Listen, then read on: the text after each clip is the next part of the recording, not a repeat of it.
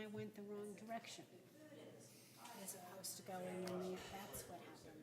So I. All right, You corrected that. join us. I think since Jenny's generally late, we'll go So ahead and there get we started go. if it's okay with Eva.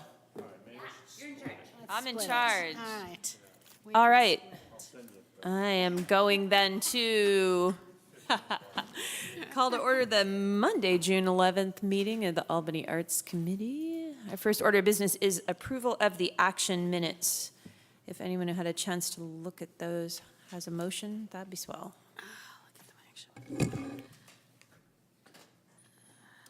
Can I just mention that I was not able to approve the minutes last time because I wasn't there the previous time? Okay. So just my name should be taken off. It says that I approved it, but I didn't. Yeah. Falsifying. Any other discussion? Anybody else have a comment?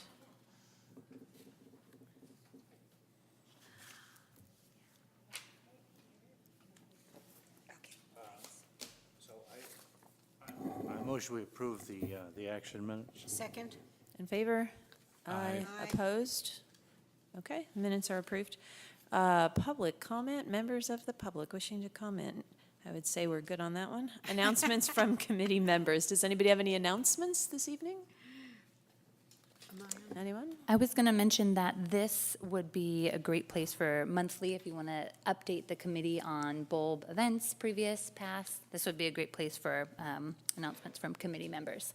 Oh, thanks. You're ready. I think, well, the item that you had me down for, which was about the NEA grant, so I just kind of rolled the description of our events into that. So would that be all right if I just, Yeah, because I sure. have pictures there and, yeah. Sure. And then moving forward, if you have anything that's not on the agenda per se, then we can put you under 4.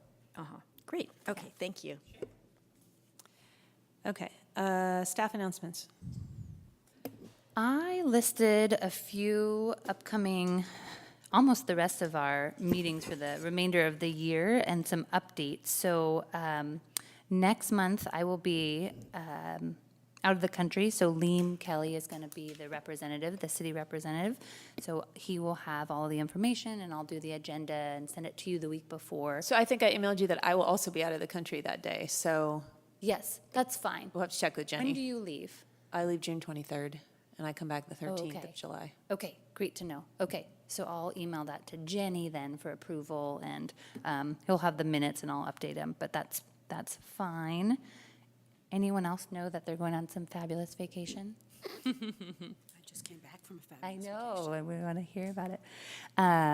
Just to update everyone or remind everyone, August is a dark month, so there's no meetings in August.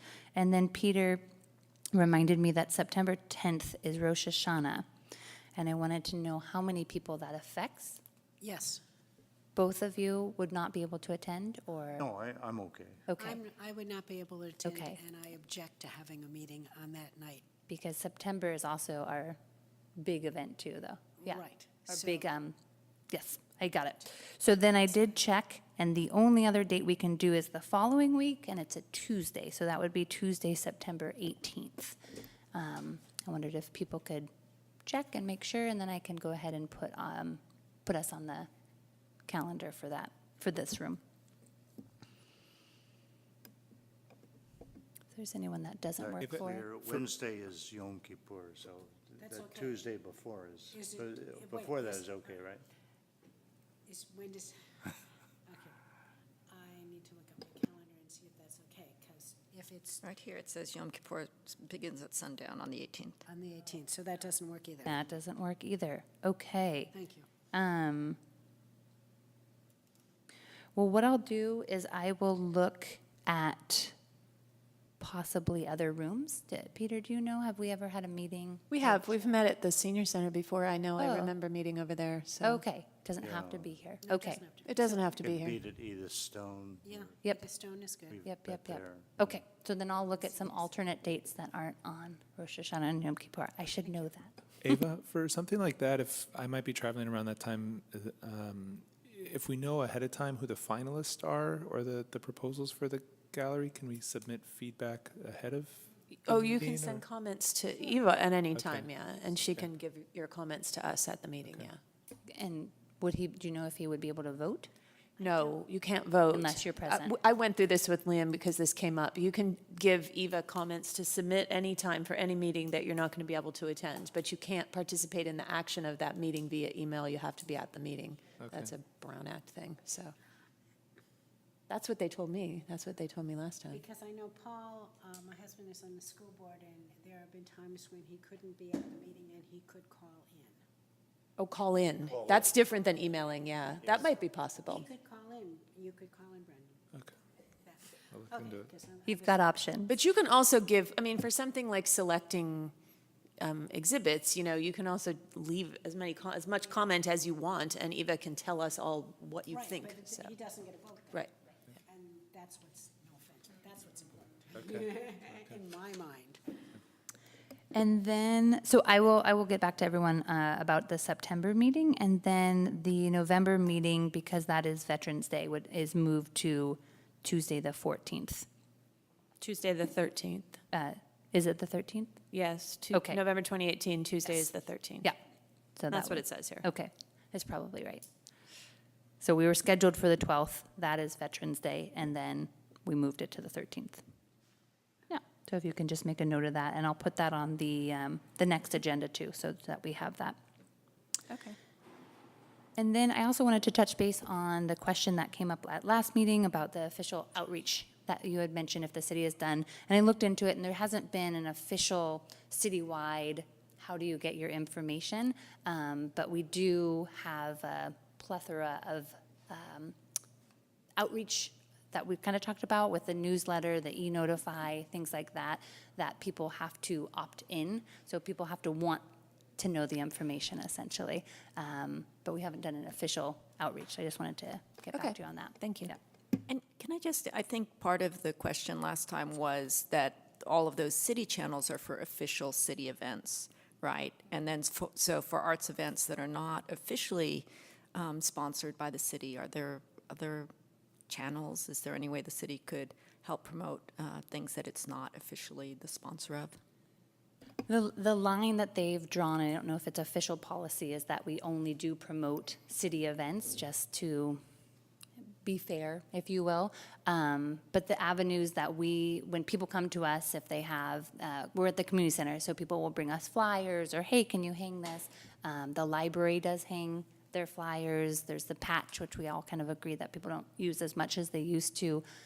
The newspaper. So there are other avenues, but the city only promotes city events. Yeah.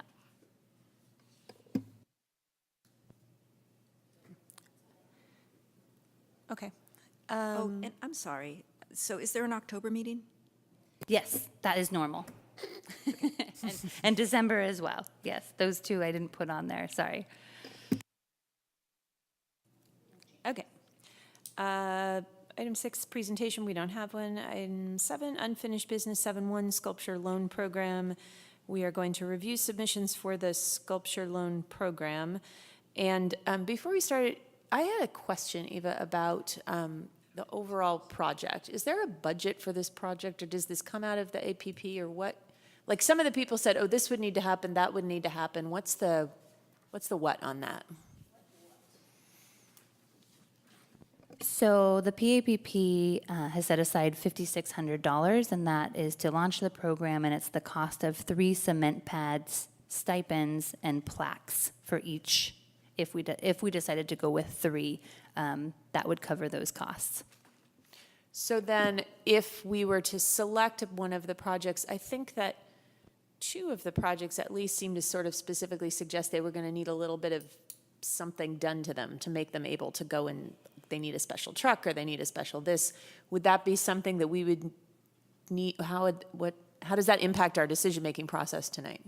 Per the master plan, that's all on the artist, is transportation and installation. So the only things that the city is responsible for are the cement pads, and then I think it's $500, the stipend. So that would cover maybe some costs. I'm not sure how expensive that is, probably expensive. And then each one gets a plaque. So if we were to select one of these, we would be going back to the artist with the reiteration of, and that was in the RFP that they read, so we would go back to them with the reiteration of, yes, we would like to have this on loan, and this is what you would have to pay for, what the city would provide, and this is what you would have to pay for out of your stipend or whatever other funds you have available to you. Right. And at that point, if they accepted, we would enter the contract. Got it. Enter Thanks for contract. clarifying that. Yeah. And the $5,600 includes the concrete pad plus a stipend to the artist, and the artist, if they can do it for less than that, then they keep pocket the difference. That's it. Yeah, that's the way I read it. Yeah.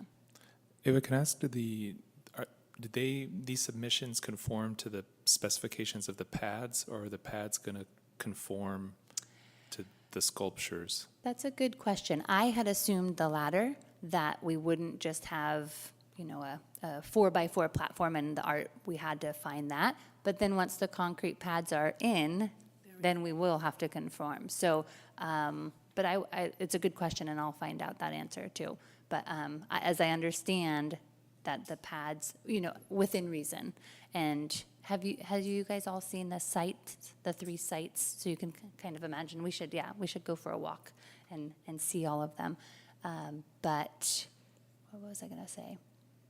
Yeah, so I'll find out that information too. And so I think tonight we should select 3, 1, 0, 1 or 2, 0, 1, 2 or 3.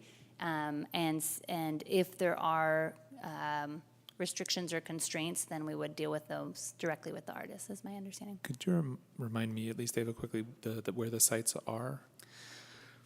Does I anyone know I have that should know. information? I know, and I should know the locations as well. I can, while you guys are looking, I'll go ahead and look in the plan here. And I'm sorry, I didn't understand. So the $5,600 is divided by 3 and goes to the artists? Yes and no. So each of them get a stipend of, I believe, $500. It covers the concrete cement pad that each sculpture will need at each location, and then the plaque that will go on each sculpture. And what is the $5,600? That's the total budget That's a for that total. project. So the $1,500 of that goes to the artist for whatever they want to use it for, but there's no extra provision in the budget for some of the installation issues that a couple of these pieces have. So there's $1,500 that goes to the artist, and then $4,100 that goes to creating these pads and making the 3 plaques that could go on 3 pads if we put 3 pieces on them. Okay, so they're getting $1,500? 3 people could get $1,500, but it could be $0 or $1,000 or $500. Okay. And So the depending- 500 is not for the pads. No. That's the stipend That's that the each stipend. artist gets, yeah. And so depending on the nature of the pads, ultimately, for example, I think Zamora, who has 4 potential pieces, we could be choosing all 4, or one of those, be limited to fewer, depending on the size and the size of the pads, and then there's only 3 pads available, in a sense, right? The middle one? Or Yes, that's right. Right, the middle one. No, it's the one closest to you, and The- that's the correct. faces. I would Yeah. say that's correct. Same thing with the person who has 3 columns. I think she had said she wanted to place 2, she wanted to loan 2 of them. So that would be a question if you can fit 2 on one pad, or you only want 1, or, you know. And what I can do, these are all great questions, and so we'll write them all down, and I can look into the answers and work with our Public Works Department too, who will obviously be installing the pads, and we can go from there. And how is insurance and vandalism handled? Vandalism is up to artists, so if there is graffiti, they are responsible for, within a certain amount of time, they have to clean it up. If not, then the city does it, yeah.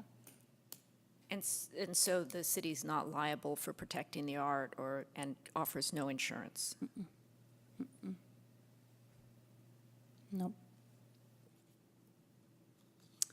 Do you guys want to do a little field trip and take a closer look and look at all of them? And I'll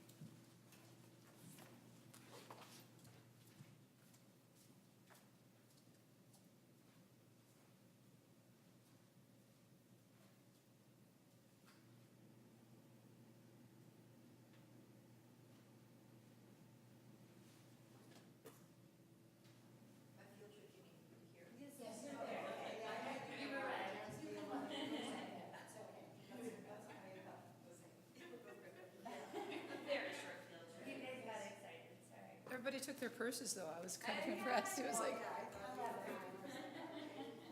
Eva, is it okay if I eat my dinner in here? If it's not, I'll go right outside. I don't know the answer to that. Okay, then I'm just gonna pretend it is. Great.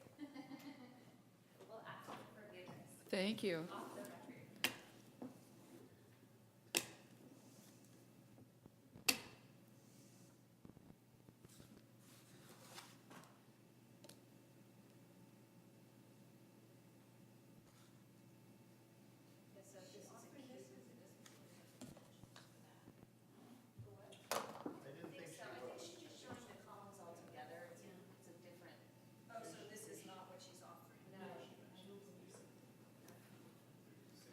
She's offering two of those columns. What does this mean?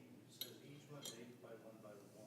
So But they're columns, attached to a stainless steel mounting of 6 by 2 by 2. that thing Oh, it's 6 is inches. 6 inches Oh, 6 tall inches. and 2 Right, right, feet right. square. And then these things are 2 feet apiece, it's, I think, right? So it would be an 8-foot cube if you put 4 of them together. Yeah. 4 feet tall, 2 by 2 wide. So these are same size as that thing basically on the base.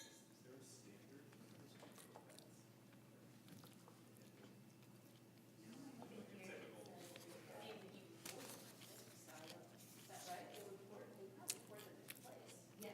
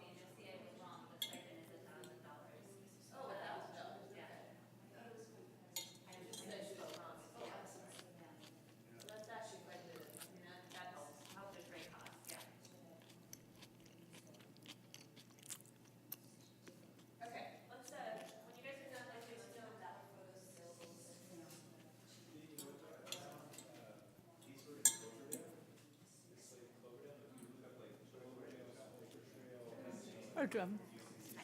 How are you doing? Are you here at the July meeting? Because I'm out of the country. Okay, great. I will be here. Excellent.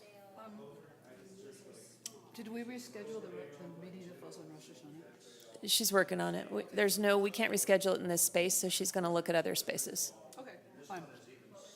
Because the only other day that's available is Yom Kippur, so we're not going to reschedule it to Yom Kippur, so we're going to look and see. It's like you're kind of rock and hard place. Oh, there you go. Isn't the July, no, the September meeting is the meeting where we look at all the art. Yes. It's an important meeting to have on a timely way. Yeah.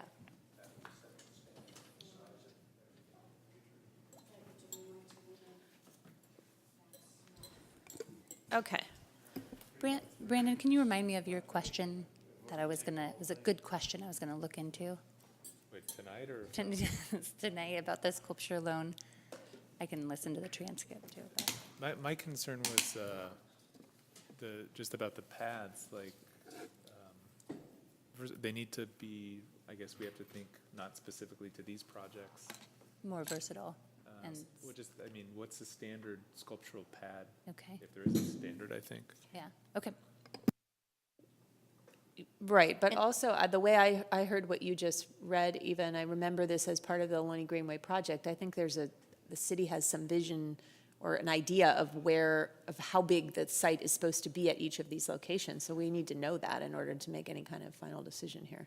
Yeah, and I wasn't part of the initial conversation, so I'll find out that information. Okay, so let's just take these one by one, I think, and talk overall about our impressions of the work, and like I said, in the context of whether it's appropriate for this project and for the community and the artist's credentials. So the first one in my packet is Keiko, who is the columns, organic columns, she was suggesting to call them because they would probably lose their water feature, and I think that's right, they would not have water installed on them. So any thoughts about this piece or this artist, or this application? I've certainly heard her name. I'm not sure in what context, but I think she's pretty well known among sculptors here in the Bay Area, or among artists. So if she's willing to give us two pieces, is what she said? Yes. So that the pad would, back to the pad. We could, on a pad that's 4x4, have two of her pieces on that, or even one. If we went with the 6-foot pad, it would fit very nicely. Right. I think 4x4, they would be very close together. So if we wanted a 6x6 pad for that, I kind of like them. It says there are two, the dimensions are here. One's 8 feet tall, 7 feet tall, by 2 by 2. Their footings are 2 foot wide, so on a 4 by foot pad, 2. those footings would be touching each other, Touching each which other. is not, Right. if you look at the picture where there are two installed together in San Francisco, they're not touching each other. That's probably got to be a 6 foot long, maybe by 3 foot wide footing that they're on there.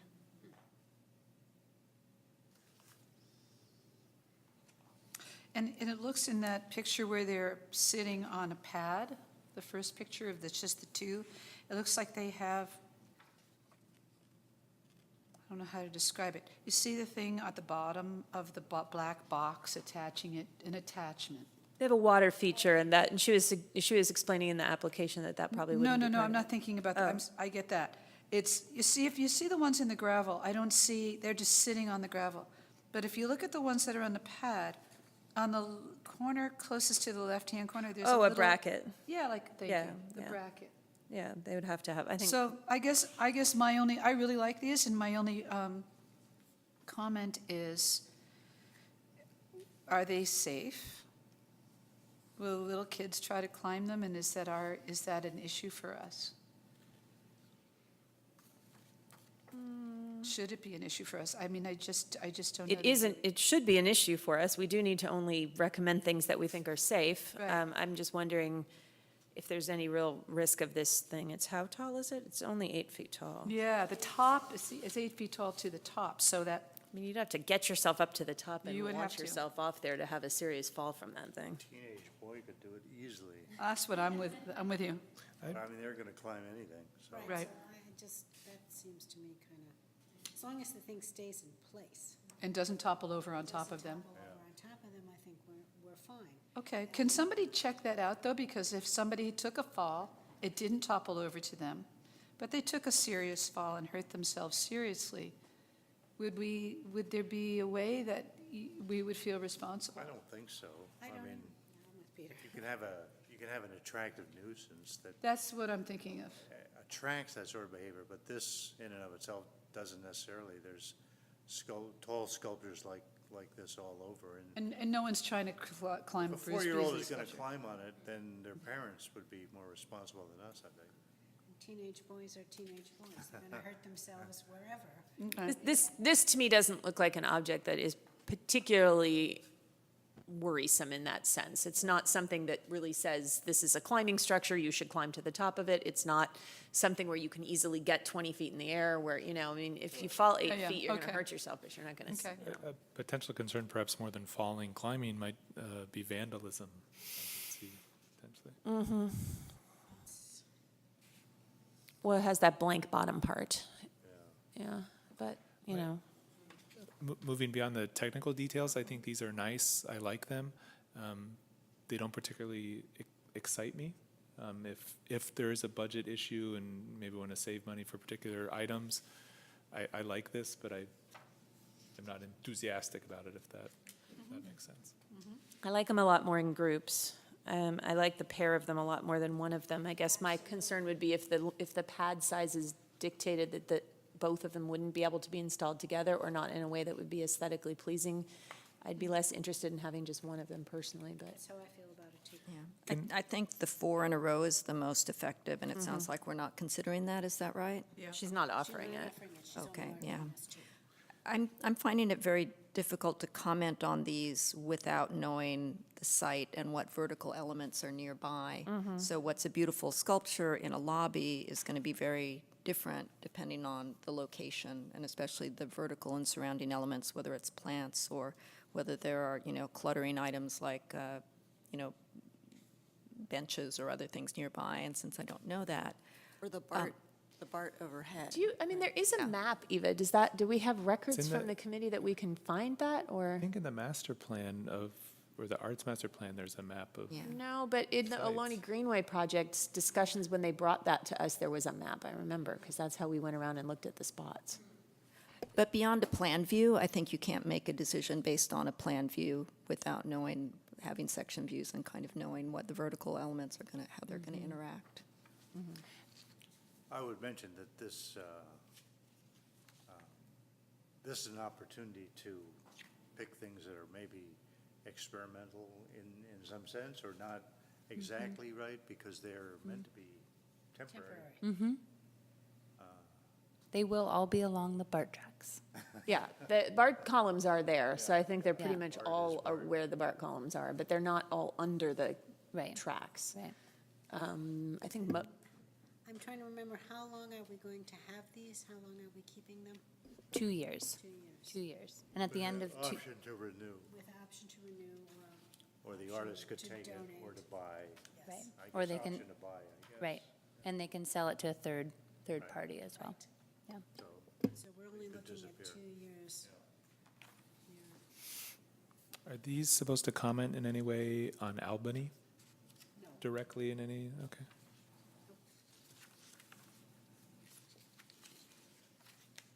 I think that these are probably a lot more interesting with water running on them. We could all take turns with a hose. I don't have a dog, thank you, not anymore.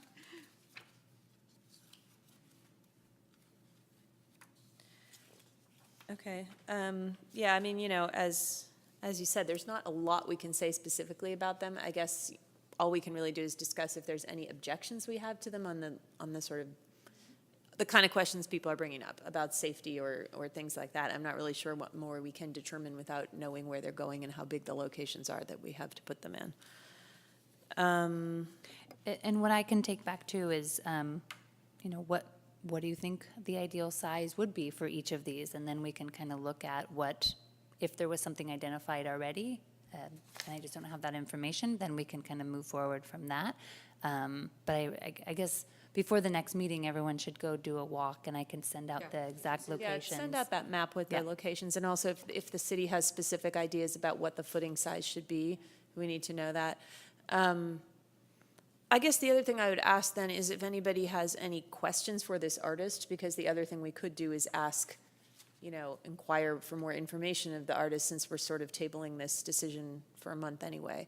Is there anything anybody wondered about these pieces, or anything we need to know about them that she could answer for us that we don't know?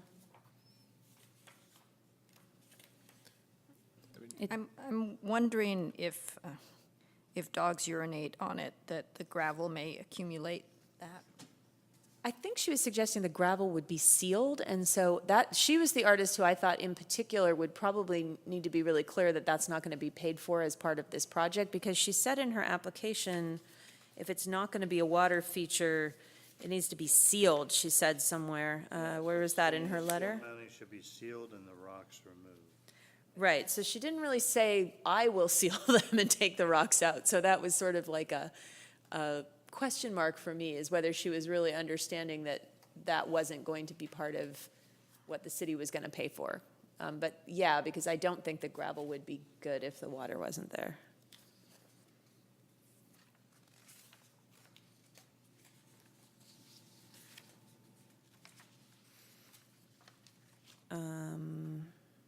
Okay. The So piece. we need to be clear with her on that. Yeah, and maybe we could even, I don't know. It doesn't seem like we need to necessarily ask her right now, but I think if we were going to choose this piece, we would definitely need to make it very clear that, yes, those bottoms need to be sealed the way she's describing, and that would have to come out of her $1,000. It wouldn't come out of the other parts of the budget for the project. Okay. The second piece that we were looking at by Carlos Zamora are these they're cubes, and then there's 4 of them, and it seemed that he was offering all 4, and he said somewhere they could be bronze Are or, they cubes or are they Ls? They're Ls. oh, they're Ls? I thought they were cubes. That they can be placed as a cube or zigzag or in pairs. No, each They're of the 4 sections is 4 feet tall and 2 feet by 2 feet wide and deep.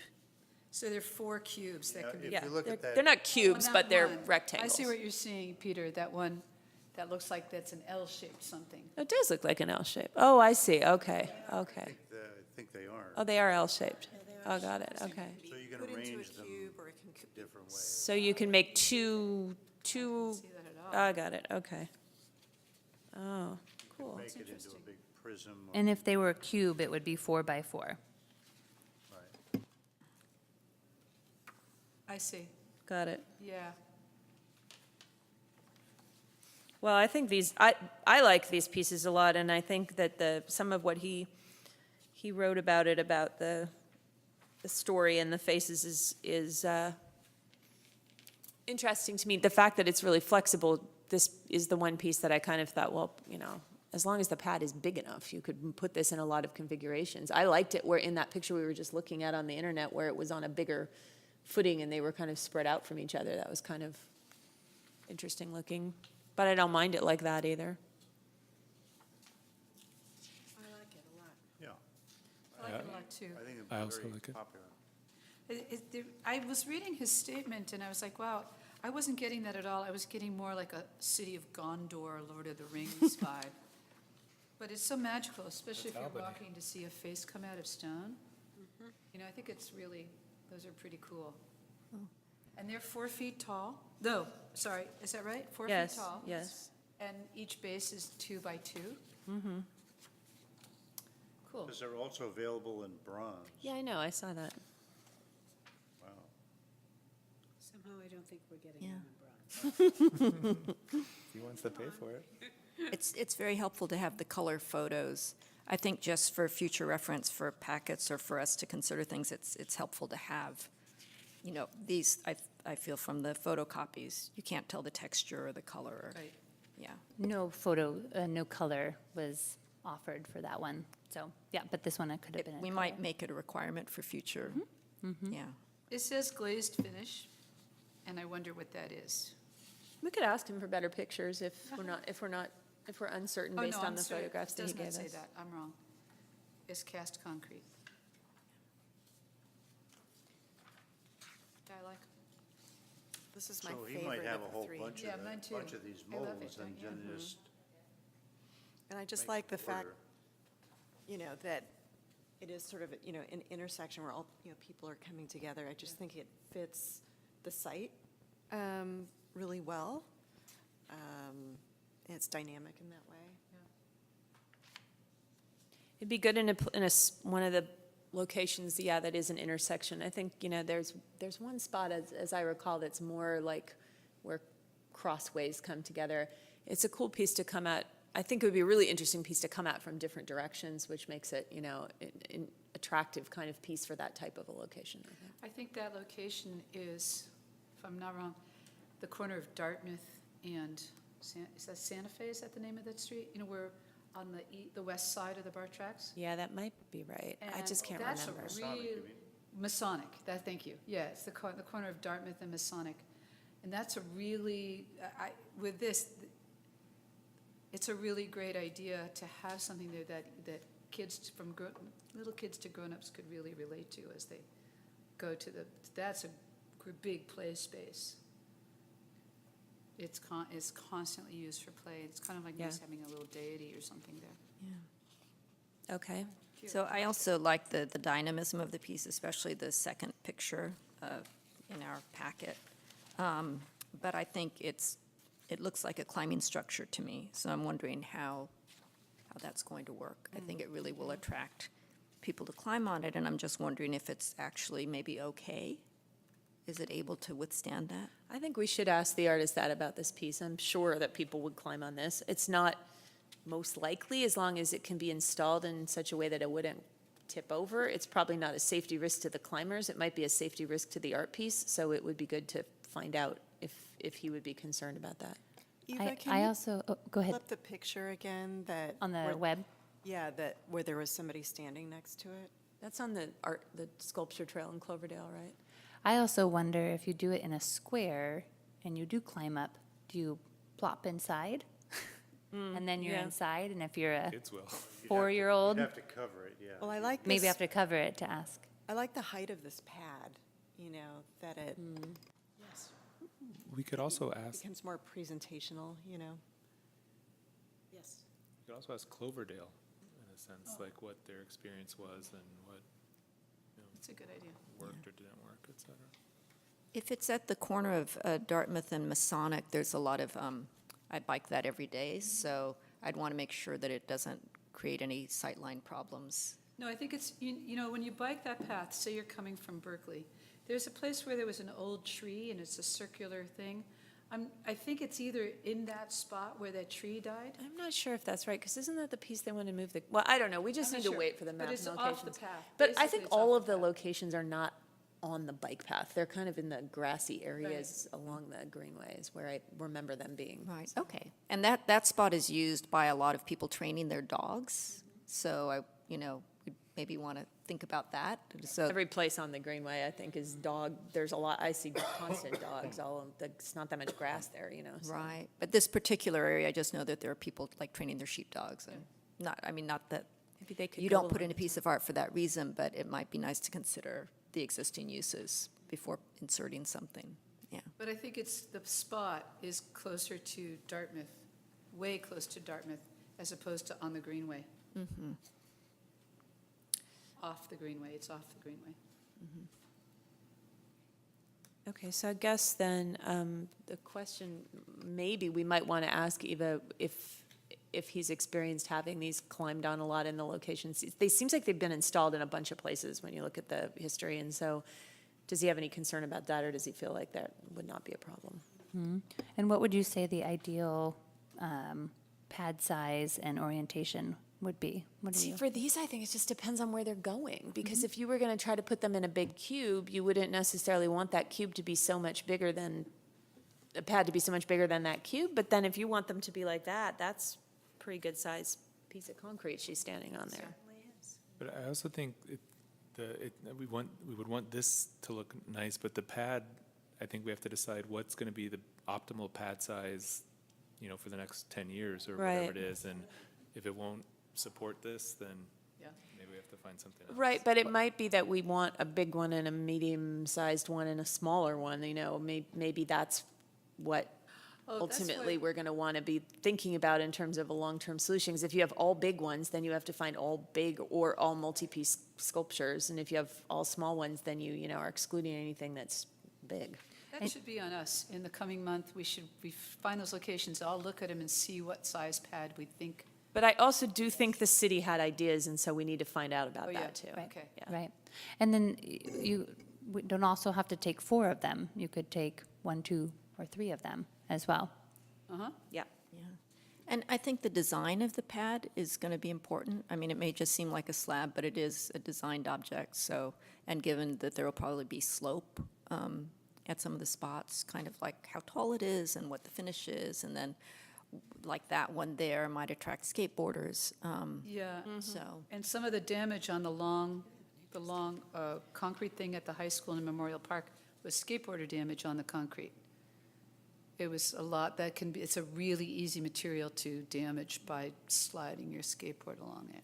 One question would be how much grass is around the pad, because it's gonna be much more of a skateboard If it's not, new- yeah. skateboard attraction if you can get pretty easily from the path to the pad. If there's a lot of grass in between, it's not nearly as attractive a thing to skateboard on.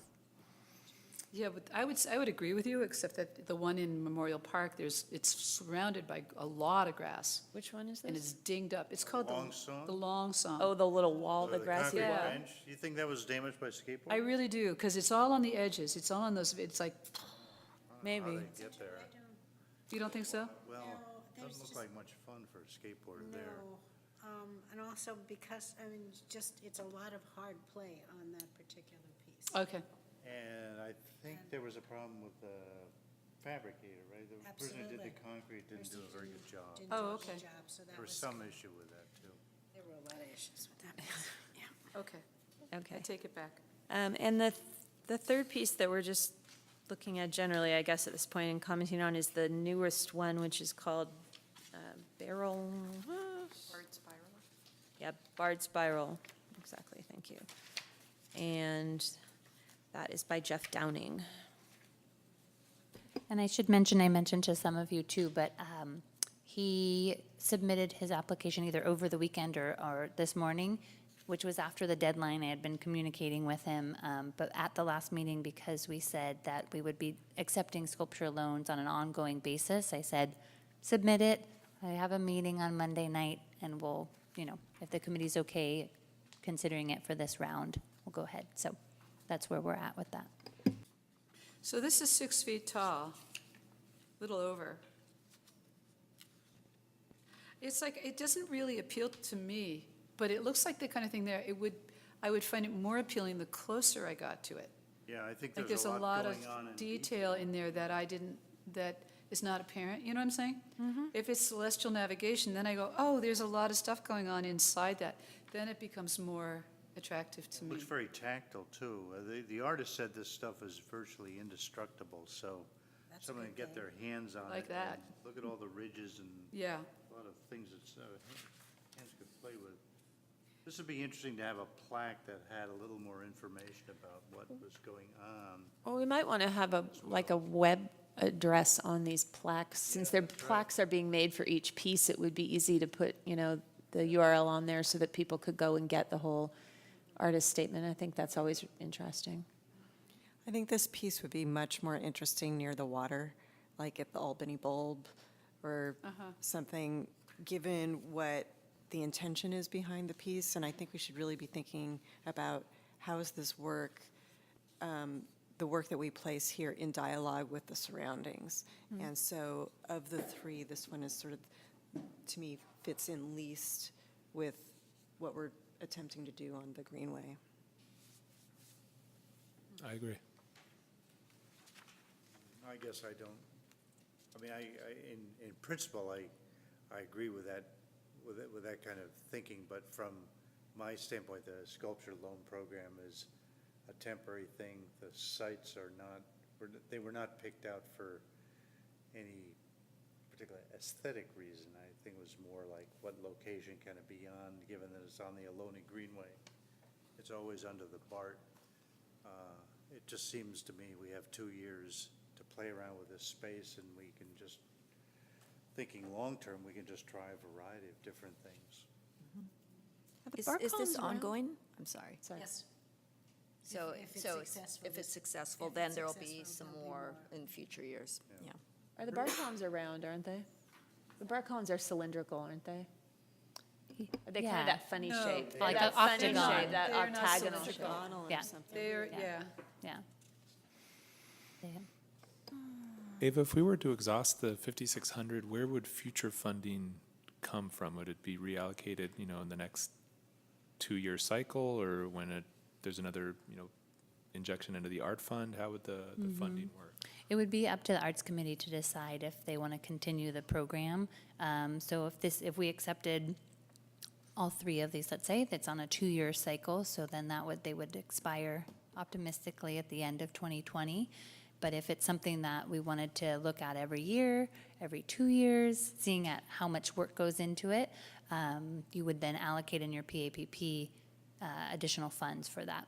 And so if we were only to spend, let's say, 2,000 this time, would the remainder just carry over, stay there, or do we have to spend it? How does it? You don't have to spend it. No, it's like the community projects were 14,000 was allocated, but we didn't get any submissions, so that just kind of goes back into the pot. And when we redo the PAPP, that's when we look at how much we have, what did we allocate last time, and you guys That's can make the when, decision. Eva, can you remind us? Soon. This one goes through 2019, so January 2019? I don't know the exact month. I can look into it, but I Maybe know that the January. planning will start here soon because it's a process, right? It has to go to council, get approved. It takes a while to revise and draft and come up with a final version. And what is the source of these funds, of the The 5,600? one, Go it's ahead. the 1%. 1%, 1.5? 1.75. 1.75 1.75. Yeah. for development projects, Yeah. private and public. I'm kind of impressed that we got this much. And I think all of the work is good enough. I like the idea of going ahead with all of it, and finding appropriate ways to put the particular pieces in a site that works for the pieces themselves. I think it's worth a shot. I find this one the least interesting of the 3, but I find it interesting enough. And I think it could be very, as Peter was saying, a very tactile kind of thing for people to be interested in. And I think it's worth it. Okay, thanks, everybody. I think that we do need to wait until we get that information. Eva, if you can please send out whatever you can find so that people can look before the next meeting. Jenny will be chairing that meeting, and, hopefully at that time, maybe the committee will have enough information to vote on whether or not to approve each of these and to send the artist back information specifically telling them what the agreement would be and what the expenses would be. I think it's an interesting thing because there's cities probably going to have, and I don't know if these should be reviewed by anybody else on the city staff in terms of the installation of these pieces and what the city would consider safe installation, but might be something to look into. Because if the artist is going to be required to pay for installation, we certainly need to tell the artist how the piece, they've said how they think it should be installed, but I guess that at least needs to be double-checked by the city's Public Works Department. Public Works Yeah. Department to make sure that that installation plan sounds reasonable to the Public Works Department. Yes, yes. So they would be very involved in this, and not only the installation of the pad, but the huge truck crane delivering all of them Right. and everything too. Yeah. It's beyond my expertise. So we're thinking of hopefully making a decision when we get the information at the July meeting so we can move forward. Yeah, I've taken notes on all 3 of them. I will, my action items are to find out the dimensions of each pad, if they've already been determined for each site. I kind of took some notes of what the committee would like. Small, medium, large also, if that's an option, maybe. But definitely thinking long-term and versatility as far as the pads go. And I'll find out the locations and see if I can find that map of the sculpture sites. But I also encourage you guys to do your own field trips and walk it and visualize now that you have these. And I think that's it. Eva, can I ask for July, could we have an update on the other projects on the Alone Greenway, the sculptural playground and the, The creek creek art art. and the Albany Loop. Yeah, let's put that on the agenda. and for Susan, it might be beneficial to see the mock-ups, I think, if those are available. I can send those to Susan, yeah. I do know that Creek Art, we have a meeting or a conversation scheduled for Wednesday, so I'll have a better update for you on that.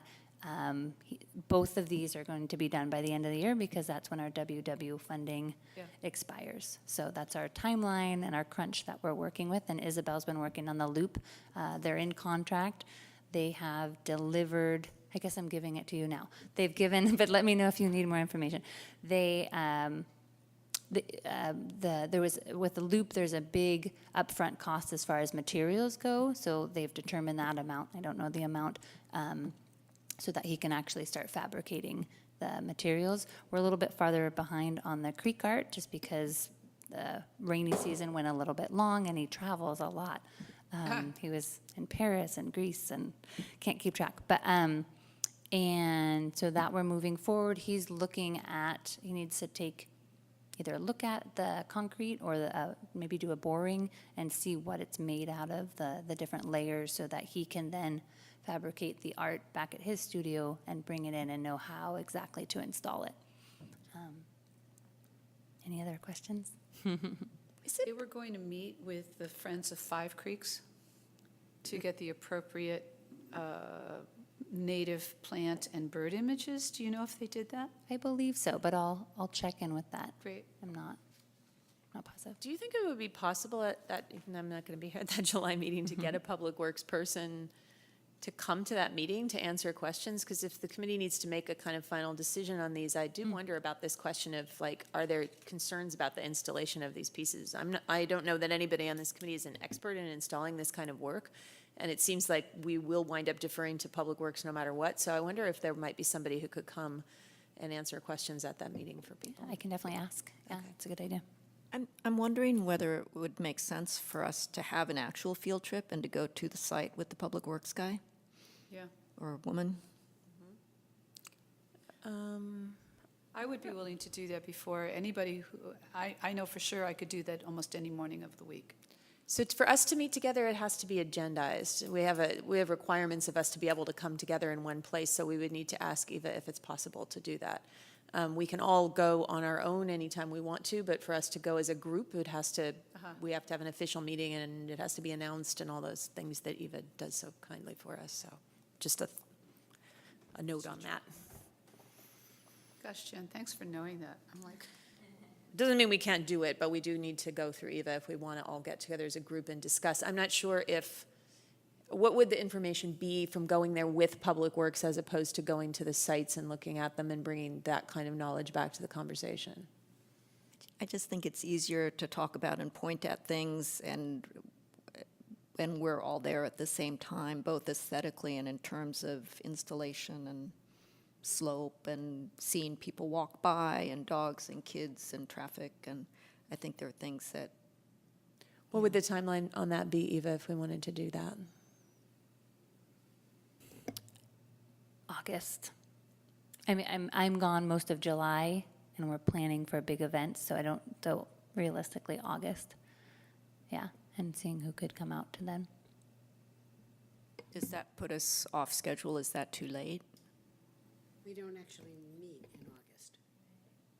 We could, but we don't actually, we don't have an official meeting. And I would have to check if we could. We Actually, I wouldn't be think about able to that make a 'cause it's decision block. about the sculptures in September because we have already on the agenda to make decisions about the gallery, and we have to stay on that schedule to get those shows to open on time. So I would say that would mean we would not be getting back to these artists before October if we plan an August field trip as a part of the decision-making process. So, it's up to us what we want to do, but I think that would probably be the realistic schedule.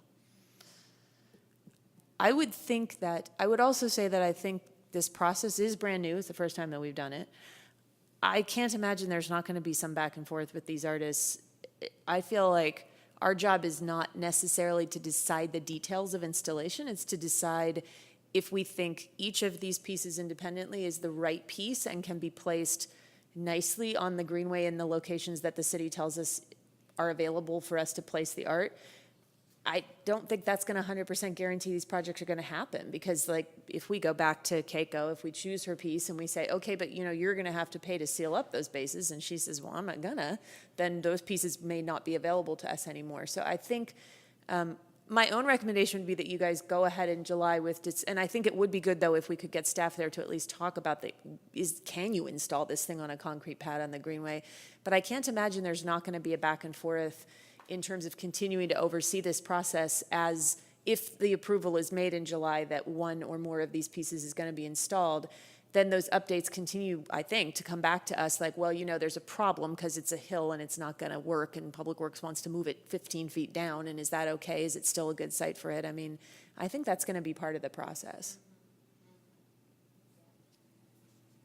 We could still do the field trip in August since we don't have a meeting, you know, and But I think we need to move ahead a little while. But I mean, like, because of what I was just saying, we could still, you know, potentially agendize, or whatever you need to do to make it Brown Act okay. We could say, okay, there's going to be an official trip with anybody on the Arts Committee who can go. We won't vote on anything, so we don't have to have a quorum.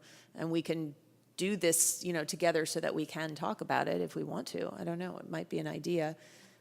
And I would have to check the logistics of August being a dark month, if it is okay to meet, if you're Oh. not making any decisions. I don't, dark month. Okay. yeah. Well, we've done field trip thingies before. They haven't. you? Yeah. Well, no, Okay. yeah, we've done them because we've done site walks, and we put them officially so that Arts Committee people could come on them. I remember, I think it was Shelley who did it, when we were doing the RFPs for the projects that we approved, like the Loop project. We purposely did it, she did it a certain way, I think it was Shelley, so that we could come on it, because otherwise we wouldn't have been allowed more Couldn't than all one get of us to together. come on it. So she did whatever you have to do to make it possible for us to do that. And y'all can know, you know, it may be that next month, we still can't decide as a committee because we still don't have enough information. It is the first time we're going through this, so we're just gonna have to kind of learn as we go what we really need to be able to decide. But I do think if somebody could come and to give advice in July, it'd be good. At least as a starting point. So is the idea that we're going to vote on these in July? If it seems possible, I mean, See it if we can. yeah, you know, unless it's the sense of the committee that that's not possible because we don't have enough, I mean, you know, it's on our agenda to vote on it tonight, but we can't because we don't have enough information, so. And I want to just kind of reiterate too, when you receive the agenda, everyone's busy and it's over the weekend, but if questions arise before the meeting, definitely to send them to me, and if I have enough time, I can find out answers before the meeting too. So do your homework. Okay. All right, 7.2, Economic Development Subcommittee. Member Goodman, Holland, and Schneider will report on the meeting with the Economic Subcommittee. Report away. Well, there's not that much to report yet. So speaking of sculpture, the Economic Development Committee is amenable to a type of commercial sculptural loan program on Solano, which is something we discussed previously. They like the idea of that. They offered no real criteria of what they would be looking for in something like that, though they mentioned something interactive. They'd be concerned about graffiti, something potentially thematic. Funding would be a concern. We also talked about thinking of potential ways to kind of reinvigorate or invigorate Solano through art. So there's the commercial sculptural loan program. We talked briefly about performance spaces on Solano, and Peter, correct me where I'm wrong, but particularly using potentially the space next to Robbie Abrams' gallery, maybe the space potentially across the street near Zari's. Accessories, yeah. If they The were- empty lots. Yeah. Yeah. If they were amenable, potentially, I kind of like the idea of something in Flowerland, which was kind of a side idea. And also, we discussed murals in the potential in downtown or on Solano.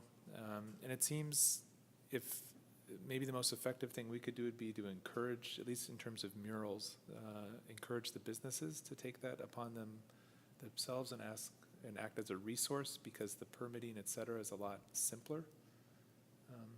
If the city's not involved, obviously for sculptures, that's harder.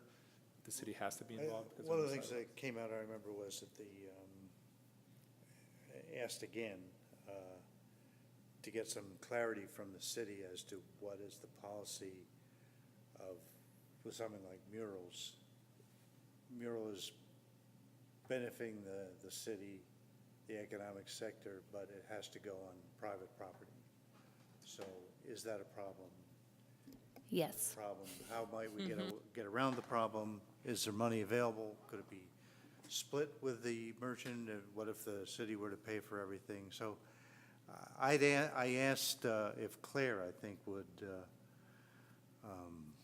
talk to city attorney or whoever at the city would be in a position to know, to give us some guidelines so that we can then take that and prepare I think we were talking about creating a one-sheet information thing that the Solano Avenue Association could then give to various merchants to encourage them to, have a mural, answer some of their questions. We also have the brochure, which could be updated with that information as well. So to basically clarify, get some information down, and then go out and try and encourage merchants to add murals onto their businesses. Something I just recently saw, a friend had posted on Facebook, actually, was using crosswalks to paint murals. Using what? Crosswalks. So in the city of, where is this? In Indiana, a town in Indiana where John Mellencamp was from, they actually painted the notes to "I was born in a small town" on the crosswalk, Oh, yeah. which I thought was so charming. And I immediately texted this to our managing director at Berkeley Rep, saying, wouldn't this be great in the middle of the street where the jazz school is to have this? But only if the notes rang out as you crossed over. Yeah. But I just thought, as a way to call attention to a music venue, that would be a really cool thing. We had a proposal similar to that a number of years ago at the Arts Committee, and I think it was ultimately turned down because Traffic and Safety felt it was distraction to drivers. But then it came again, they wanted to do crosswalk art, but the budget was so small. It was gonna be like you could like have a Was that little by the bit of a Marin School pattern. crossing or something? Yeah, they were working on some, right, that project that's going on down there, but their budget was like No. tiny, and then I don't know, it was not a very complete and vision of what we were gonna do. I remember they kind of brought it here, and originally it was like really cool examples like that, but then it was like, there could be a painting in a pattern, maybe, a stencil, Yeah. it was kind of like. I saw another one, another town just had a rainbow flag and all four crosswalks of this, and looked beautiful. Yeah. And just, promoting inclusivity in their community. Well, the artist doing the creek art did the rainbow crosswalks in Castro, is that right? I think They that's did. right. That's And- right. And they're That's actually right. cool It's because they're embedded. Right. Yeah. It's more expensive, but Yeah. the other thing about that street painting art is it disintegrates really fast. There were a lot of cities that did it in intersections to try to do traffic control, that people would see it and slow down. But the paint goes away so quickly that it needs to be something. And so that embedded thing that this artist we're working with does, also there's a version of it that's not metal, but is made of something that's colorful, and that stuff seems to really last. Yeah. Okay, anything else to report from the Economic Subcommittee? Are you all meeting again, or what's? Oh, I think the Economic Development Committee's going to report back, talk to among themselves, and then I think we're scheduled to meet in September or October, potentially. Yeah, that's right, because their meeting is the first Thursday of the month, and then I guess depending on the month, we might follow. Okay. But Yeah, they're enthusiastic. They only had one person from their committee show up, though. So I don't know exactly how quickly this is going to go ahead, but I think for our part on the Arts Committee, we can be much more proactive, give them specific ideas what to do, and get our own stuff together and make sure that this is part of the PAPP that we're planning for next year, so it's really on our agenda and we can move ahead. Well, I think it also has potential long-term, we're going to talk about the grant later on in this agenda, but I think it has potential long-term implications for some of the creative placemaking funding that is out there and for public-private partnerships, which, you know, we're the public side of that. I'm used to being on the private side of that, but honestly, having two city committees that have any interest in this does put us in a really great position if we have a partner that comes along and wants to, you know, really kind of run with some kind of public-private partnership on Solano. I don't think we can do it without the private half, but I Yeah. think it's great to be making this connection between that committee and this committee just for the sake of knowing what's going on in each other's And they were worlds very too. happy with the, you know, talking about this public-private partnership, which is a great point. They were very happy with the way that Parklet came out, because that was a public-private partnership, Great. Okay, and they're successful so far. great. 7-3 Albany Film Fest update? Right, so we finally had our wrap just before I came over here. And we have not had our planning session for next year. I can just tell you a little bit about how it went this previous year. We had I don't know if you remember, we had one film was about the punk movement. Yeah. Focusing on the Gilman. That show almost sold out, and the other shows were about 150 people per show, which was more than we had in previous years. All told, the festival just about broke even. Oh, that's and awesome. The city seems very happy with it. The gala was a huge success. Nancy Skinner showed up and gave us her blessing. And we are apparently nominated for the East Bay Express Best Cultural Event, so you can all go and vote, Yay. vote online. Will you send us, Often? will you send us the link? Bill? Pardon? Will you send me the link and I'll forward it to everyone? Yeah, I'll see if I can find it. Next year, we do intend to do it again in March. We still don't know what day. And probably looking to take a week again, at least 3 nights with a feature film and a couple shorts, in addition to the kids event on the Saturday previous and the full Sunday at the Albany Twin.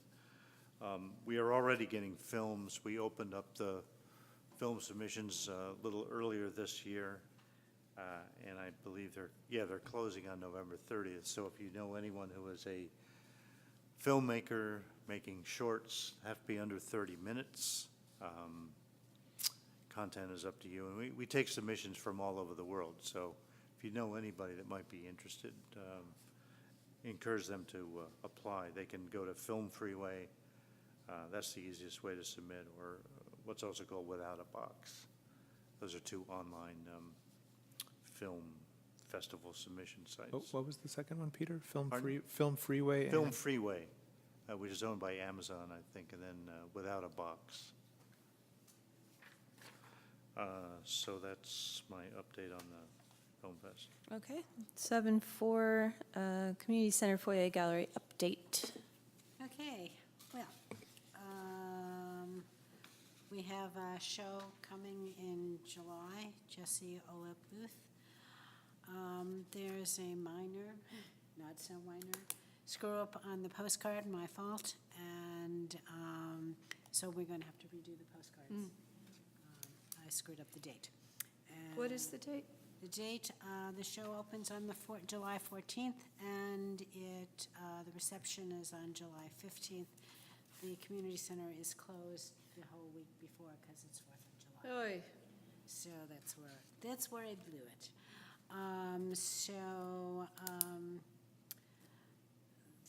Nicole Rubio is taking her show down on the 9th. She's a very happy camper. She thought we were wonderful. She was delighted with the show. She sold a piece, so she was very excited. Great. And if you haven't had a chance to see the show, it really is a very nice show. It is good. Yeah. Good one. So, I don't know what the, how many applicants, have we got any applicants yet for this coming year? I sent out a bunch of emails and took flyers around again today, so. We should get on it. Yes, and everybody should get on it, so please beat the bushes. We need artists to apply for our shows. And how far afield can the artists be? They can be fine, you know, as not, I mean, the Sacramento area. is too far? it's not too far if they want to come and do it. Okay. It's not too far at all. I sent it to Robbie too, and he said he was going to send it to his artists Oh, as that's well. good. So Good. And I stopped by a couple of places today. and You go to left Art our Thou? flyers. Yes, Yeah, okay. absolutely. So, and the names of the people you gave me from when you saw them at Robbie's place. Right, and did you also connect with the two art colonies over in Yes. Gilman Street? Yes. Yeah, okay. I did. All right. So that's what's going on there. Remember, the deadline is the end of August, so we need applications. I always start to panic about this time, and it seems to work out. So it will work out again. I'm counting on all of you. Okay. 7.5, fall into haiku. Right, that's me too. So I was hoping that Becca would be here. She said she was planning on coming, but she didn't, so we have a couple things to decide. We're doing the third one. Becca, I had originally suggested that we do the same submission period as we did last year, which would have been roughly the end of August to middle of October. She asked if we could move it up, so I was going to suggest we do from August 15th to October 1st. And I assume that's okay.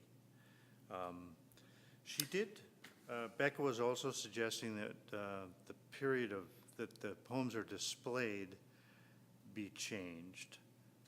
Last year, we did it from like the last week in November to almost the first week in January, and I just felt that was too long.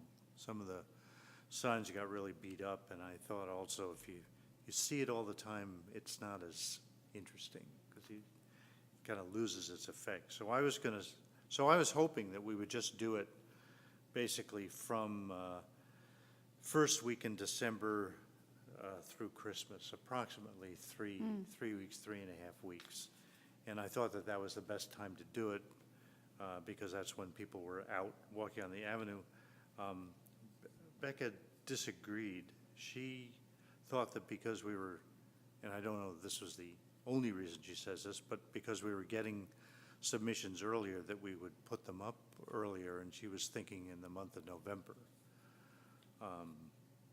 So that's one thing that I'd like the committee to decide when the signboards are going to go up. The other thing was the theme. In the past 2 years, the theme has been the holidays, which basically covers Halloween, Thanksgiving, Christmas, Kwanzaa, Hanukkah, New Year's, and whatever else is celebrated around that time of year, plus the whole season of good cheer, family get-togethers, all those things are kind of wrapped into that whole thing. And that's fine. I mean, there's a lot of meat there, but I was thinking that this year, maybe we could just suggest a different theme and see what we came up with. And some of the theme ideas that I had in mind, just as names, Our Town, What Do I See? Again, the holidays, if we like that. Nature Around Us, These Streets, and I thought the best one by far was Urban Village by the Bay. I like it. So what I'd like the committee to decide Well, let me just mention two things. There's an activity guide text that we have to get in, and the deadline for that is June 20th, so that's why we really have to decide this theme now and the submission period. And then I had begged Eva to lend us physical labor to put these signs in, because it's really difficult. It's really like digging into concrete around these trees, but Eva said the city is way too cheap to even think of providing any kind of volunteer labor assistance. She suggests that we have a work party.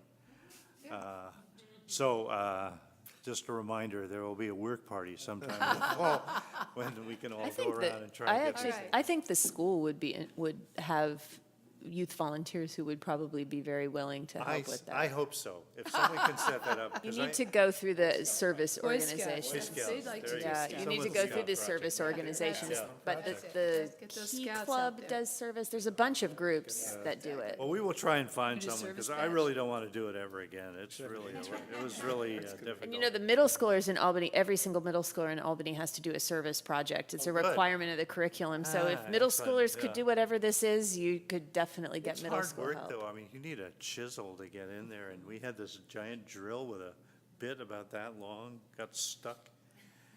Wow. in the- Wow. Yeah, it was really Sounds something. Herculean. Anyway, we have to, I hope we'll be able to figure that out. I'm sure we will. And so, the submission period, August 15th, October 1st, that's okay? It's okay, it's a little crunchy because no one's in school. I feel like the schools are a really big organizing factor in this. And everybody's sort of out of town. Well, we could extend it to August 15th to October 15th, but I think Becca's going to be out of town the end of October, and that's why she was Got it. concerned, because she's obviously a very key figure in the judging. Well, let's try it and see if it works. All right. I think it's okay. I think it's the third year too, so it's more Yeah. on people's radar. So And we if you can just put it be out sure there, we you know. solicit, kids' participation. And what about the display period? Becca was suggesting earlier, I'd like to keep it in December. What do you all think? Is the name having to do with autumn, fall into haiku? Yeah, it The feels like theme it is- could yeah, start the earlier title of because the program is Fall into Haiku. Fall extends through December 21st. I think both because of the name of it and also because you were talking about traffic on Solano Avenue. That starts up in mid-November for sure. I mean, people are out and about doing all that stuff. Yeah. So you're suggesting mid-November to mid-December or something? I kind of like that. Something like that, yeah. Okay. So Not tie it to Christmas so much too, you know, then it kind of is kind of a month that falls between, you know, more Peop- generic dates. Sometimes families come to visit at Thanksgiving, Yes. and that's a really cool thing to show. Okay, so I brought a calendar here, so I can find specific dates, but roughly November 12th through December 14th, maybe? Yeah, something like that. Okay, depending on when we can get the volunteer party in, maybe it'd be November 10th, which is a It also might be weekend. easier to do in November than December because you just get so busy in December. Okay, all right, good, that's, all right, then we're all happy that way. What about themes? I think we need 200 haikus on what an urban village by the bay is. I think that would be a service to the community. Do any of these appeal to you? Our town, what do I see, the holidays, nature around us, these streets, urban village by the bay. Those are 6 that I came up with as possibilities. So what occurred to me is a combination of two of those, which is urban nature. Urban nature. Oh, that's cool, I like that too. We'll get 1 million haiku on the turkeys, but It's always the big, That's good, Nice, I like that. you know, because people associate haiku with nature, so that really, I wish, let's keep working on it though, because I like to include We need a to- sense of community. Okay. Not just the natural world, but the sense of connectedness amongst the people, which is what you get with the village. kind of idea. So if we could how can we get a human element of connection in the urban nature theme? Yeah, I know, it's hard, right? I did have nature around us as one of the themes. But I like urban nature because it's so specific and makes you just think about like what is in actually Cal Academy just did this big urban nature Nice. watch thing where you could observe things and put it on this special, it was a big worldwide thing. It was really interesting. Urban village in nature. Urban. Human nature, we could play Michael Jackson. Human nature, urban nature is great. Or just human nature is good. What'd you say? Human nature, and then people can interpret that how they like. Oh, I think God. that could get ugly. Yeah. Interesting, but could get ugly. Could get out of hand. Why am I so lonely?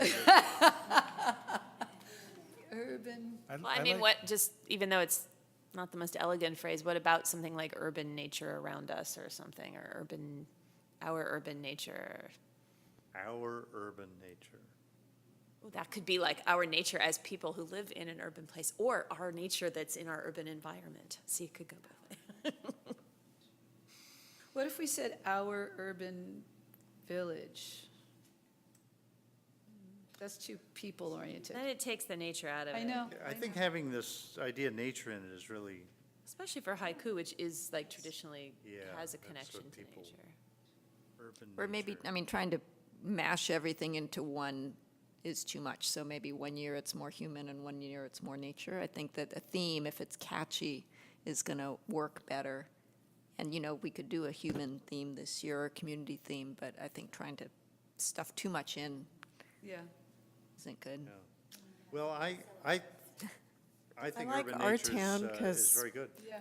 Thornton Wilder was a Berkeley High grad, it's, Our town is nice. So what do you think? Urban nature? What if we said our urban nature?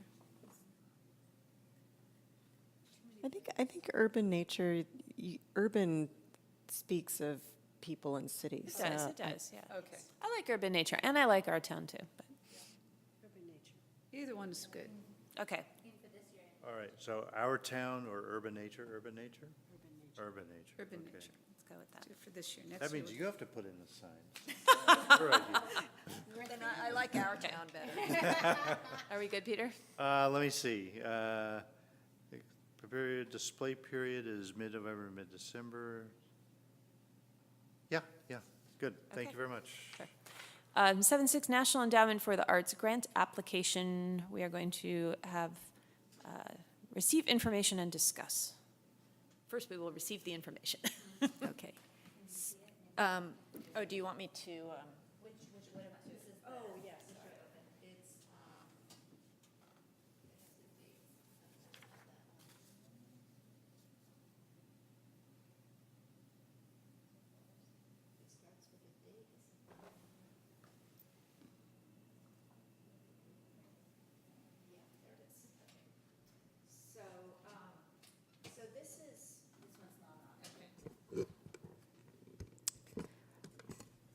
So I just quickly put together something on placemaking funding more generally, and speaking about the opportunity for the city to apply for an NEA grant. That's, the first deadline is in August. And so I just wanted to give kind of a little bit of a broader background, and some of you may be very familiar with the whole placemaking space, but I thought I would just give a little background. And so basically, the idea is that you can leverage arts in public space for economic development and community building. Next. And it's a national movement. And I'm just going to, there are many foundations and other funders working on this, but I'm going to mention two. Okay, great. I can steer with this. Great, okay. So the first initiative I'm going to mention is a consortium of private funders called Art Place America. And they've been putting together a consortium of a lot of different foundations, Ford, Mellon, Rockefeller, and so on. and they have a 10-year plan, and they're 7 years in. They've given out $100 million over the past 7 years so far. They call them creative placemaking grants.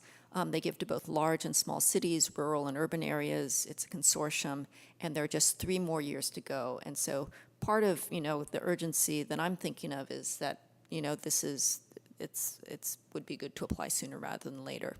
So a few of the projects that have been funded in Northern California, in the unincorporated part of Alameda County near Hayward, the Deputy Sheriff's Activity League got $400,000 plus $100,000, basically to activate some vacant lots or some areas that they had concerns with crime, and they have everything from basketball to music to all kinds of activities. East Side Arts Alliance in East Oakland also got $250,000 from Art Place, and they got, I think, another $200,000 maybe from NEA or somewhere else. So they had about $450,000 to activate vacant lots and sites along 7 miles of International Boulevard. And another recent project in San Francisco was a kind of architecture design firm that was doing, I'm not sure exactly what their project is, but they're dealing with, in part, formerly incarcerated people and activating spaces. And I'm just going to jump down to the bottom one, Berkeley Rep. Lynn Eve can tell us about that later, but the way that the Berkeley Rep ended up in the old 10-speed press building was through one of these grants. And so it's really interesting to think about, and that was a particular kind of grant. They've kind of gone a different direction now, but the idea that you could use money to bring, wouldn't it be great to have, a Berkeley Rep or something, their back offices or storage going into the Albany Warehouse District, for example. So that's the private side. And then on the federal NEA side, there's a project called Our Town, and this is the grant that's becoming available that the deadline is in August. And these place-based projects, they want to fund things that contribute to improved quality of life in local communities, and it can be either arts engagement or planning and design, or also artist creative industry support. And these require a partnership between a nonprofit cultural organization and a local government entity. And the grants range from $25,000 to $200,000. The Art Place America ones that I mentioned earlier, they range up to about $500,000, so these are a little bit smaller. But there needs to be a local match, and so this is kind of what I'm highlighting. So I'm just going to go through a couple of examples of these NEA grants, just to show that they can fund things that usually would get funding from other kinds of sources. So Chattanooga got this park funded because it combined public art, fitness, i.e. public health, and stormwater management. And so these funders really love this cross-sectoral kind of thing where you're getting together the art, public health, environment, and so that's kind of one trend. I think that's important to look at in terms of what's getting funded. So they got funding for this large project. I show this Berea, Kentucky project just because it's a small town, and they got funded for something that's very straightforward, and I don't know, doesn't look that creative to me, but wayfinding design. So NEA was willing to fund wayfinding for this small town as part of their kind of economic development and tourism. This is more art-centered and centered on a particular artist. Indianapolis got funding to help people understand the environment and the watershed, and so this artist had a concept of placing art around the city throughout the watershed, and then connect it to the river. Again, there's some cross-sectoral stuff going on there. I list this one, Glencoe, Illinois, because it's a small town, but it's not rural, it's a suburb, and they got funding for a theater that was kind of part of economic development. And it's not just visual art. A lot of these projects are about public engagement, so it's really not about objects. And I think that's something that I hope our committee can talk more about more generally, that getting away from the idea that public art is a sculpture or a mosaic, I think is really important, both conceptually and in terms of connecting to the community, but also in terms of connecting to the funding, because funders don't want to just, fund another sculpture or mosaic. safety and economic development is a big part of a lot of these projects. So this is, they worked on a kind of challenged or somewhat blighted transit station. In going back to the private Art Place America grants, the public safety aspect and the cross-sectoral working with the first responders and public safety was a real priority 2 years ago, and that's why the sheriffs got that funding. So I think that this is an important aspect to think about. And it's another way that this relates, I think, to the Albany bulb, because then it makes, when a space has perception problems, it becomes more appealing for some of these projects. And this is an arts festival that was funded, another small town. And this is dance programming. I'm really excited about this because we're planning a dance festival out at the Bulb. But this just emphasizes that programming rather than objects is the direction this funding is going. And I especially like this project because they wanted the plaza, sorry about the typo, that they were working on in Washington, D.C. to become an incubator for cross collaborations, allow the possibility of inventing new hybrid art forms, inviting non-traditional audiences. So the non-traditional audiences and getting art to people who don't usually go to galleries or to theaters is, I think, something really valuable. So those are kind of two big placemaking funders, but I just wanted to highlight in terms of the Bulb and the program that Love the Bulb is working on there. We've been looking at funders including Zellerbach. We actually just found out, sadly, that we didn't get a community arts grant for the dance festival that we were hoping to bring. We had 8 really fantastic dance groups that wanted to come in September, but we didn't get this funding. But the feedback I got was pretty clear.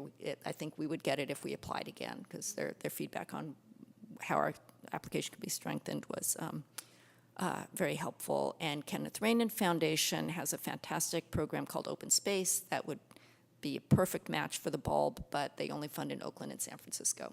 So the trick is finding a lot of the interesting placemaking funders are geographically focused. Like Knight Foundation is great, but they only fund in San Jose, primarily in this area. So anyway, there are people far more expert in this room right now than I am at this, but these are some things we're looking at.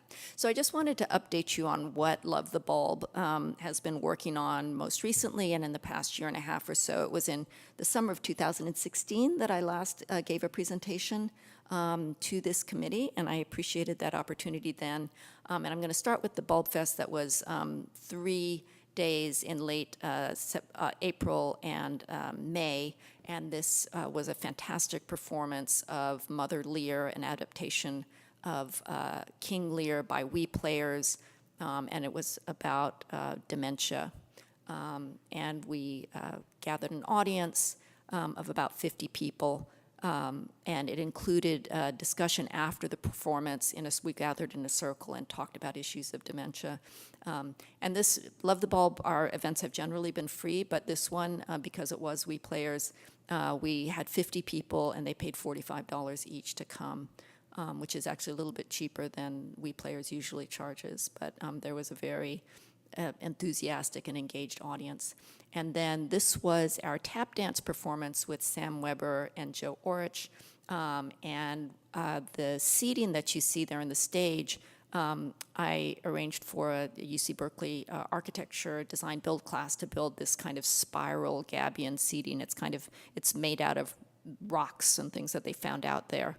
And it worked really well, and we had a great audience.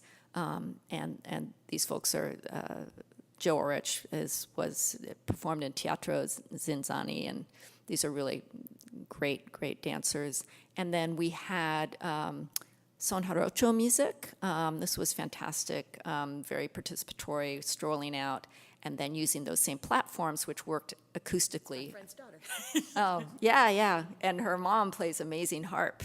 Nydia, Yeah, so talented. And although she's in sneakers, most of the folks were in hard shoes, and what we discovered is that the acoustics are fantastic when you build a platform for kind of tap shoes or so on. And this is just more of the music there. So that was the festival, and so that was our first kind of concentrated series of kind of, you know, very intentional and high-quality performances. Most of what we've been doing, we've had 20 events so far, and we have them about once a month. And a lot of them are making art in nature, and this was a collaboration with Rich City Rides, which brought in a bunch of kids who rode on their bikes from downtown Richmond, and so we were making art in nature with Zach Pine, with sticks and so on. So we've been doing both very kind of anybody can participate, art, you know, do-it-yourself, art projects, hands-on. And then we've also done some more kind of, I would say, sophisticated art projects. This was a kind of social practice project, and this was taken by a kite, not a drone, which is more pleasant. And this was a circling conversation about the bulb in which we asked people to go out and gather materials and consider the materials and talk about the nature and the urban nature there. And it was a pretty complicated and interesting conversation and art project. And this is Neil Goldberg, who is a photographer and video artist, and he has work in the permanent collection of the Whitney, and he came out and did kind of a little performance art thing at the Cove, which was great. And then also, I just want to highlight the opportunity to use the bulb as a laboratory. A lot of classes from UC Berkeley and from the California College of the Arts really have been using the bulb for years as a place to create. And this was a course that actually I co-taught with Erica Chong-Shuk, who's a theater director and choreographer, and Guigo Di Tommaso, who's an urban designer. And we brought students out to very carefully map the bulb, actually working with a contemporary archaeologist, and they mapped it, and then they created a site-specific performance. So this is just kind of one example of the kind of thing that can be done out there, and that is ongoing. And what we've discovered is so great about the bulb is that it's a great place for conversation, and you can talk about things at the bulb that are hard to talk about elsewhere, whether it's homelessness or issues of race or it's being there is a good place to talk, and that's also something that we hope to pursue with Cal Humanities. They have a lot of kind of storytelling and conversation project funding, and so this is something that we've really enjoyed having. Kind of part of every performance is we start with conversation, we end with conversation, and so all of what I've described so far, for the most part, has just been us. We haven't collaborated with the city, but I would love to have the city be more involved in everything we do. I would love for these to be city projects so that we can announce them on the city newsletter and that sort of thing. This was our first collaboration with the city. The Friends of Albany Parks, which is a city program, worked with us to do a planting and cleanup day. We started a native garden about 2 years ago, and we had 60 people come out with Friends of Albany Parks, and it was fantastic, and they helped plant a lot of great plants. This was the Albany choirs. The high school choirs came out, and they performed not here, but way at the western end of the bulb, and it was really spectacular. But it's also, you know, I really want to get more Albany people and a really deep Albany connection. Our audiences are really broad. We have people from all over the Bay Area. People come from San Francisco. And I'm really excited that usually when we have events, and our events range from like 30 to 60 people usually, usually more than half of them have never been to the bulb before. And then we always have some people who have been coming to the bulb for many years. So that kind of combination is fun. And there's a huge demand. I mean, so when we have our tours, I don't do a lot of tours. Mostly we have more participatory things, but we have waiting lists. There's just a huge amount of interest. And one time we had 120 people sign up, and we had to cap it at 60. I just want to show this because I've been talking mostly about performance. And obviously the bulb, with its history of sculpture, has a lot of potential for installations. And this is a place called Humus Park in northern Italy, and they have a sculpture kind of biennial where they, every 2 years, they invite artists from around the world to come and build things in these parks that then decay. So the point is that you build it and then it falls apart. And if anybody wants to look, I have their catalog here. It's really beautiful. But it was started by the city because they were concerned about some derelict parks that they were having trouble with. And then they brought in, this is one of the organizers. And it's been just really incredibly successful. And I think that this kind of thing is really fits in well with the nature of the bulb. The nature of the bulb. So what's coming up with the NEA is, and it's a federal grant, so it's kind of burdensome, it's complicated, but the initial application to say, we're thinking about putting in an application is due August 9th. August 24th is when the actual application is due. Then the winners are announced 2019 April, and the start date is July 2019. For Art Place America, they haven't announced their dates yet, but it's early 2019. And as I mentioned, there's only 3 more grant cycles before the program expires. So I think just to bring it back to the bulb and my hopes for the Albany bulb, I think what these placemaking grants focus on is sites that are in transition with uncertain futures. They often focus on that kind of place. And the city until now has been very reluctant to invest or spend any money at the bulb because it is in transition, and the notion is that it's going to be transferred to the state or regional park. And I can explain kind of why that's stalled and where that is. But the fact that it's in transition and we don't know who's going to own it is actually a plus. It's not a reason not to invest, it's a reason to let's do something great with it now. And the other thing about the placemaking funding is that it tends to focus on programming, not bricks and mortar, so you don't need to do an elaborate planning process and, CEQA and EIRs and everything. You can just go out and do something and use the space, and I think that's what's beautiful about them.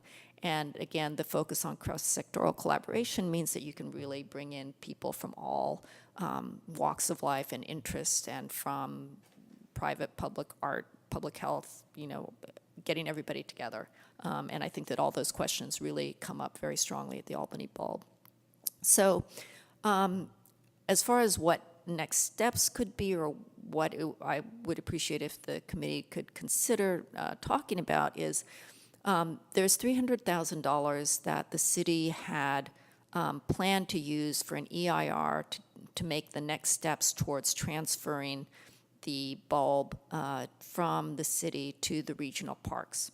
And what happened was in 2000, and I want to get the dates right, 2016, the city and the regional parks signed a memorandum of understanding to start that process. And then the city in October of 2017 started the process of hiring a consultant to do the EIR for this transfer, which was based on an earlier transition study, a very detailed study. But later, last fall, it became clear that the regional parks was getting cold feet or was not being clear on what they wanted. And so that process of hiring the consultants for the EIR, the council decided not to move forward with it, and they decided that in March, and they voted to defer hiring the consultant, and they set aside a discretionary fund of $300,000 for the bulb. And it was defined as for public safety, environmental needs, and I forget, I don't have the other thing. And the idea is that it wasn't clear whether they want to keep it for a future EIR or whether they are willing to spend some of that now.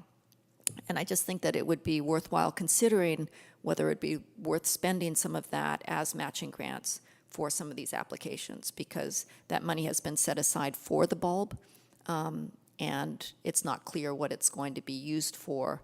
I would love to have it spent in some way on the bulb rather than just be lost and go back to the general fund. So I think it would be interesting to think about, would, jump-starting some art at the bulb be a good use for some of those funds? I would like to consider the possibility of having Parks and Rec and the Arts Committee work together. I don't know to what extent the committees and commissions have worked together in the past, since the art is going in parks, but I think at the bulb it's really important that both groups be involved.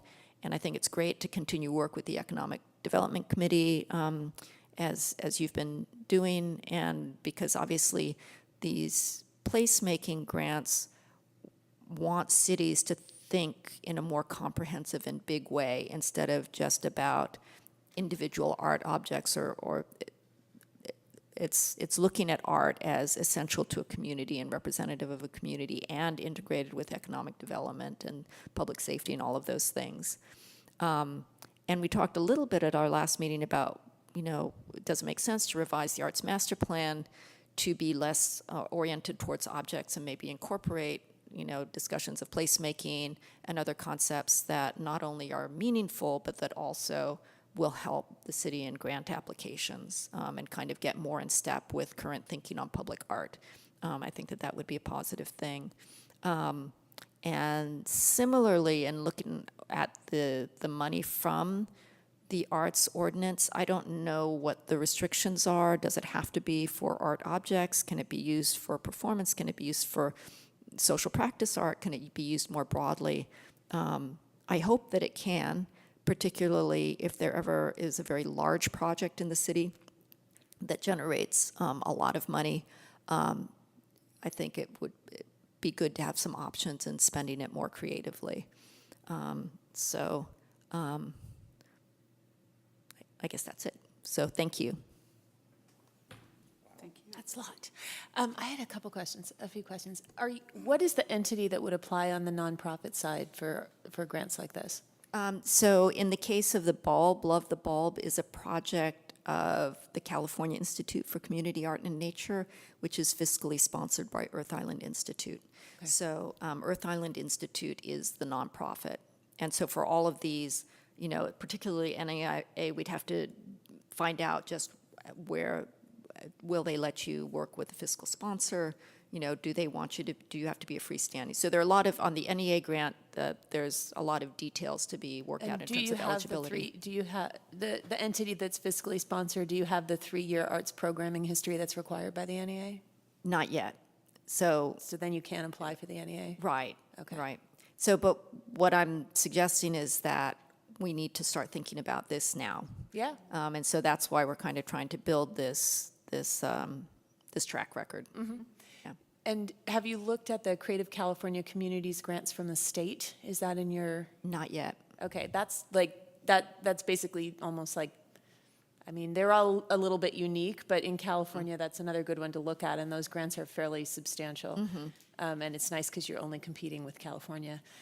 They are going to fund again in the fall.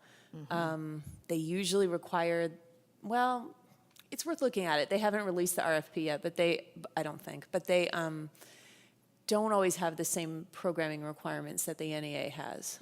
So it might be, and they're very focused on the city side of things. Like you have to get a lot of stuff from the city compared to the NEA, which is a little bit, it feels always to me like the NEA is more focused on the nonprofit side, and you've got to get the private partners to like say, yeah, we're in it too. California, the state seems to be very focused on the city stuff, so. Okay, great. This $300,000 that was originally going to be spent on the EIR, but it's now in limbo, but the city has not said we're putting it back in the general fund. They're still waiting. The city is undecided or doesn't know what they're going to do. Yeah, so they specifically said that they want to, at least for the time being, set it aside for the bulb and for these specific needs. And my sense is that they want to spend it only on something that's very necessary. So like if something is hazardous and needs to be fixed right away, I think that that's part of what they're thinking of. The city feels that this deal is not going to go through then? I think they don't know, but it's been, they took this vote and they decided to not go through with hiring a consultant because it was becoming clear that they couldn't get And- buy-in from the parks. Does the city have a grant writer? If someone were to actually apply for this, who would end up doing the work and how much work is it? I don't know the answer to that. I've applied for all these grants before. a fair amount of work. It can be handled by the city or by the nonprofit partner. All of these grants require both of those entities to be part of the grant. We've always applied from the nonprofit arts side, but, and often that's how it works. And the reason is because a lot of the questions are about the art, some of the things that we've just been hearing about really the arts focus and what's going to be accomplished through the arts and how the arts are specifically going to activate these different elements. And it's often the city doesn't have the expertise to do that on their paid staff, but the city still has to do provide a lot of input. And the biggest input that the city, the feedback I've gotten on these has always been, you have to put it in economic development and community development terms, and often it's the city that speaks that language. So it's usually, the ones we've been on, we were a finalist for Art Place, but we didn't get it, but we had all the meetings and the whole full process, it's that ability to write about the arts in the language of community development that makes these projects successful. So it really does have to be kind of a marriage between both partners in Kind of a terms of putting special it skill, together. Grant writing? Yeah, yeah. I mean, to write what you're saying, to write about art in the language of the economic. Yes, it's hard. It's hard, but it's a great process to go through. And what we ended up getting out of it is San Rafael has been made a cultural arts district in the state of California. And that came out of the collaboration working on the Art Place grant. Absolutely. There was none of that collaboration before we did that. We got a Creative California Community Grant first, and then we applied for Art Place, and then we got the cultural district designation. So it's good stuff to be doing, and all of these are good suggestions. They all have different challenges. Getting the city council to take up this question would be, a challenge in and of itself. Susan, if I can ask, if tomorrow you had to submit a proposal, what would be your dream proposal? That's A, and then B. I'm kind of interested in, think it's kind of weird, the area under the 580 interchange, which is kind of, I know it's Caltrans, but it seems kind of a dead man's land. Could that be somehow rolled into or included in something focused on the bulb? Yeah, I think that connecting that also to the warehouse district. And the bulb has a lot of potential because it hits all the right notes. I mean, certainly, you can think of all kinds of lighting projects or light art or whatever underneath there, or gatherings. And so then it hits the public safety, it hits, the environment, it hits the arts. So, yeah, I think that would definitely be a great idea. It would be very interesting too, because, one question I always think about the bulb is, how do you, say the city doesn't change the bulb into regional park, or even if the city does manage to do that, how do you connect that area and those activities more to what I think is often the city's focus for economic development, which is San Pablo and Solano and that intersection? How do you connect up that space so that there is, a continuity for citizens of those spaces, being able to kind of participate sort of citywide? It's an interesting question, looking at these kind of things. The other thing I can say about Art Place, if they still use their same world, is you have to draw a map, and you have to make a circle literally on this map. And then you are supposed to talk about every community that lives, works, and plays inside the circle on that map, and how this proposal would be impacting that. So the other piece of this, and the reason I think we maybe didn't get funded, is you need to get people from all those groups of people to be part of the conversation about the project and understand what the project is and why they want to be a part of it, because they kind of almost if you get to be a finalist, they expect those people to be at the table with you, which is cool, actually, but hard, really hard. Yeah, the map, I mean, we actually applied quite prematurely 2 years ago for Art Place. Oh, you did? And not Okay. surprisingly, we didn't get it. But in drawing that map, I think we extended into a little bit of Richmond, a little bit of Berkeley. I mean, the community of the bulb is from Oakland to, to Richmond and beyond. Oh, you can make so many different maps, yeah. Yeah, so when you ask what is the dream, there's a dream, and then there's what's strategic in terms of applications. So I think the big picture is that the bulb would be more integrated and connected, both geographically and also culturally and socially, with all of the communities nearby, that it's more a part of everyday life while still being kind of a place apart. and that it would be a place where we have these festivals, whether it's dance and music, and installations of the sort of, those sculptures, and that especially it's a place for conversations, that it's a place where people can come together. It's kind of a Chautauqua, where, things that we remember the past of what happened there, and talk about the future. Is the school district involved in the Bulb at all? Like, and is there a curriculum for, let's say, more performance-based art in Albany schools? All I know is that I was able to get the choirs out, and I don't know beyond that. I mean, it would be wonderful to What is the involve question? them. Is So there a I- curriculum? I mean, so I don't know, does Albany High School students say they have history of art or art history or performance, but is there like a module or a course or semester on performance art, on art curation or planning of this sort, which would seem to be an innovative new field? The school could have a curriculum of some sort. It Well, might- an interesting thing to look at might be the EdSet program. My kids weren't ever in the EdSet program, but it definitely has some kind of an environmental, multidisciplinary externship kind of focus to it that might be a good match for this, and a really great faculty. They don't have a performance art program in the high school, I don't think. They do have a need for performance space in the high school, and across the district. I mean, this being Albany, there are no spaces to perform in for the kids any more than there are for the adults, so that is an issue. And I think just more broadly, that's part of what's great about the Bulb, is at a time when performance organizations and visual artists they can't afford space. There are a lot of really great performance spaces there, that are, essentially free. So, yeah. So I don't know, what the role of this committee is in terms of, making suggestions to the city council or initiating conversations with Parks and Rec, or kind of developing more of these ideas and talking with the Economic Development Committee. I don't know if in your conversation so far you've talked about some of these larger placemaking grants. So Parks and Rec is us, right? I mean, we're not in the, is there a separate committee for Parks and Rec? Okay, so there's their committee, our committee, but we're under Parks and Rec, aren't we? We're staffed by Parks and Rec. The liaison is from the Recreation Department, yes. But then there's another committee of people like us who advise the Recreation The Department. Parks and Rec Commission, yes, yeah. And Shelley Putzer is the liaison for that commission. I think from our meetings with the Economic Development Committee, they're definitely happy and enthusiastic about anything that brings people into Albany.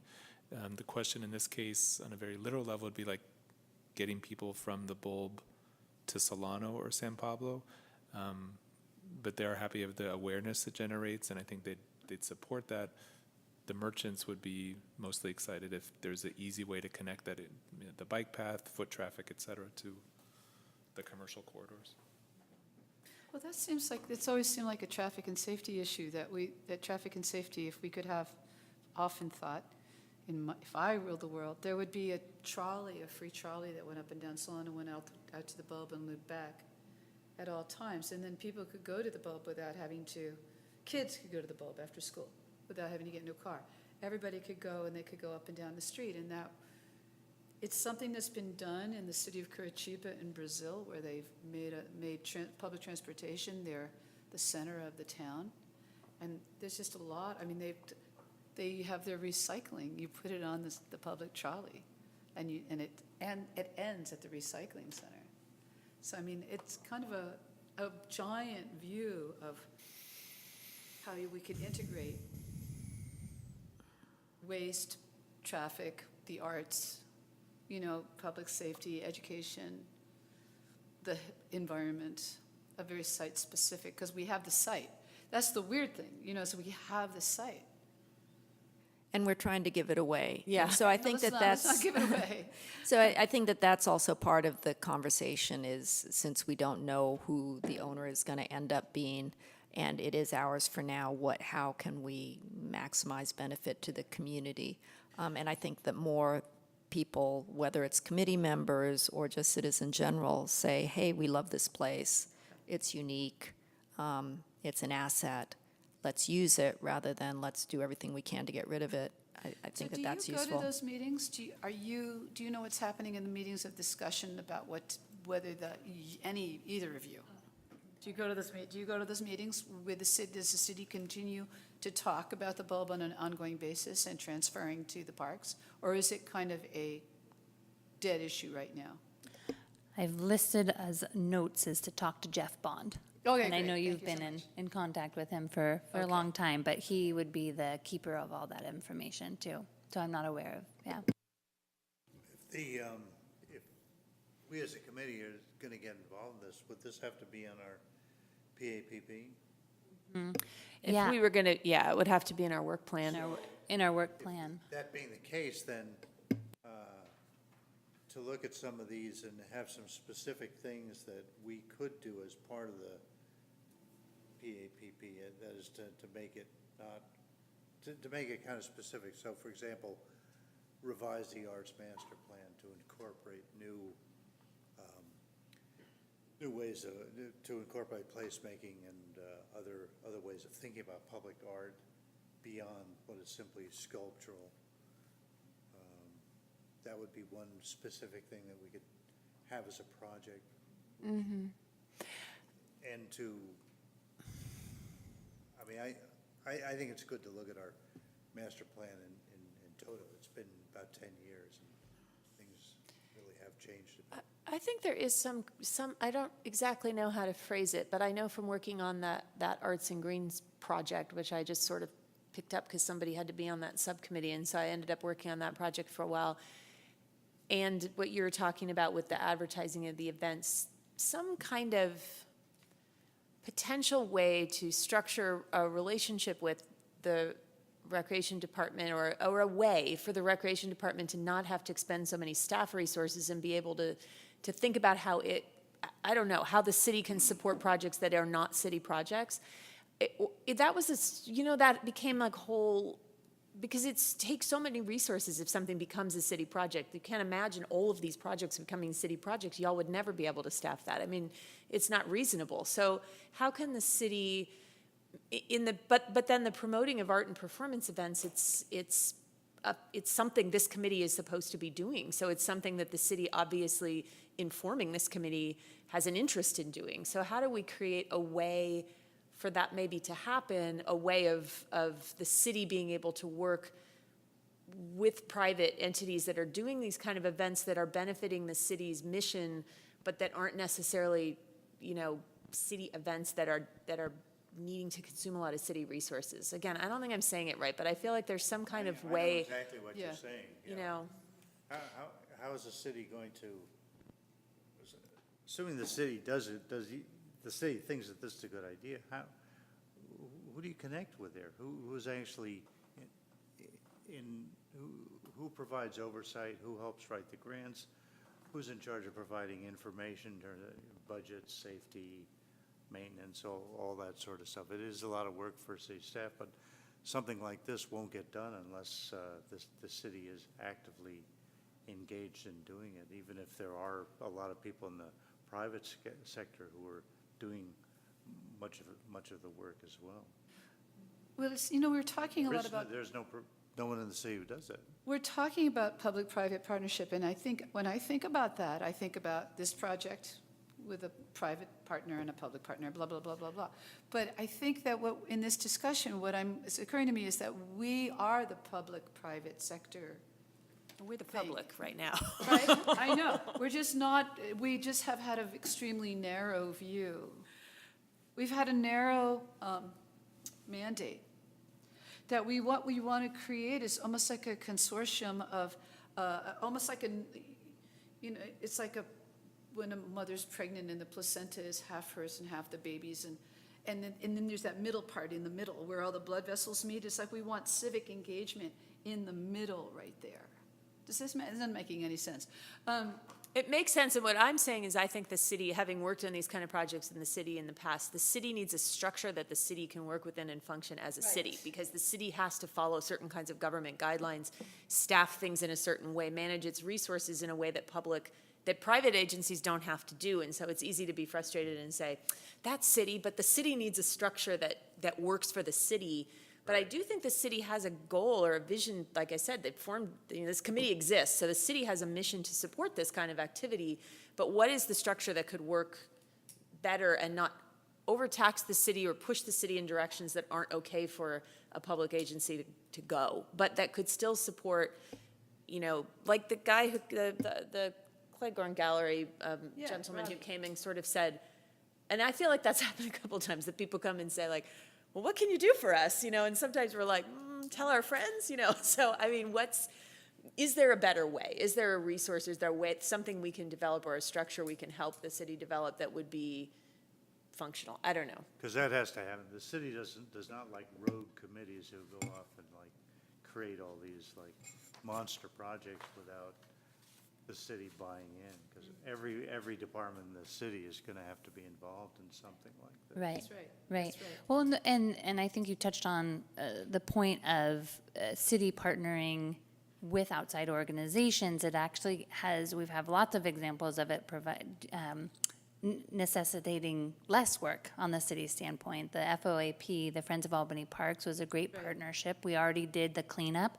It was a natural partnership, and it was great. I think Susan did a lot of the work, and it was a mutual benefit in the sense that it really got the word out for both programs. We do that with the Friends of Five Creeks and Friends of Albany Hill for our Friends of Albany Parks programs. We've partnered with, the Parklet is a good example, where we partnered with AC Transit, and we partnered with the Business House and As You Wish frozen yogurt. And so the city is always looking for partnerships, but has to be strategic, and also you have to evaluate staff time and resources as well. So yes, this is a much bigger project than a Friends of Albany Park cleanup. It would involve almost every department in the city. So I don't know the answer. I don't know where your first step would be. I looked a little bit into grants because I'm not aware of any committee or staff writing a grant for something quite like this. And it's a process. It's definitely a process. The city council even has to approve before you apply, they have to approve that this is where they want to put the resources.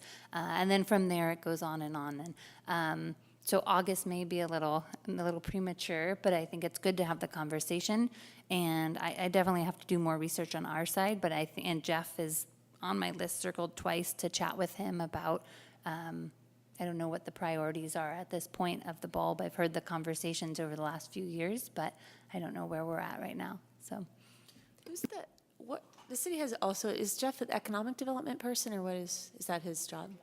Okay. Community Development Director, right? Yeah. Because that is usually the fit. I mean, I think the problem with that mission usually works better because it's, money and development in these kind of partnerships than the recreation department is very focused on events and activities in the spaces that the city programs and manages, And this it's city land, right? But it's not considered a park from the city's perspective? Good question. Have you seen a map of the bulb? Of who owns what property? Yeah. So we own like a strip here and Okay. so it's, but as far as a park, I think we call it a green space maybe, not the definition of a park. The sign says park, and does say they're all park? the City of Albany park rules. Okay. So, but it has never been under the jurisdiction of the Parks and Recreation Commission, and the city has very intentionally kept it directly under City Council, and then there was Waterfront Committee that was disbanded. But it has, I think, because the intention has always been to move it out of the city, they didn't want it to become part of the city's recreational infrastructure, even though it is. And I think that because it is part of that infrastructure, I think it would be really useful for Parks and Rec to look at it. And I think the city may be concerned, understandably, that it doesn't have the resources to run that park or to, manage it the way it manages Memorial Park. But the reality is that all of the policing is the responsibility of the city, and even under the MOU, once it gets handed over to the state and the regional park district, the policing will still remain with the City of Albany, which is why some city council members wonder about what we're getting by giving it away if we still have to pay for the policing, which happens about 5 times a day. So, Can we keep moving on the agenda? Because I was thinking about item 9. Does anyone else have anything else they want to say about this discussion? I mean, I do think that if the question is there anything this committee can do to get the city to participate in a grant proposal by August, I doubt it. Just because all we do is make recommendations to city council, really. We don't have any authority to do anything but that. I really think that the last 2 bullet points there are the things number 2 is interesting. We could certainly talk about that if we feel like it would be useful to, like with the Economic Development Committee, to talk with the Parks and Recreation Committee, if there's a conversation that needs to be had here, we could do that. We could try to put that into our work plan and talk with them about whether they want to collaborate and what we would be collaborating on. But 4 and 5 there, I think, are definitely inside of the purview of what we do. And it's not something we do like that, but that certainly, I have heard that in a lot of different contexts in this committee since I joined it, not just the context of this conversation, but why aren't we talking about performance spaces on Solano Avenue? I do think that sense that both the money and our mandate are limited to this kind of notion of public art is pretty old-fashioned, does tie the hands of this committee in terms of what we can even really be talking and thinking about with the small amount of money that we have to allocate to things. And honestly, with the kind of money that we have, performances in vacant lots would be something we could do a lot more about than beautiful big sculptures. We just barely ever have the money to do that unless it's a project. And a lot of those big projects, they put the percent towards the public art. So that's where something like the beautiful piece by Belmont comes from, is that's their money and their piece that they put on their property. And so that is a whole different process from saying like there's loose money around to spend on things. So often we're talking about numbers that would be more appropriate for, performing arts type of events and smaller things, but it doesn't feel like that's in our mandate right now.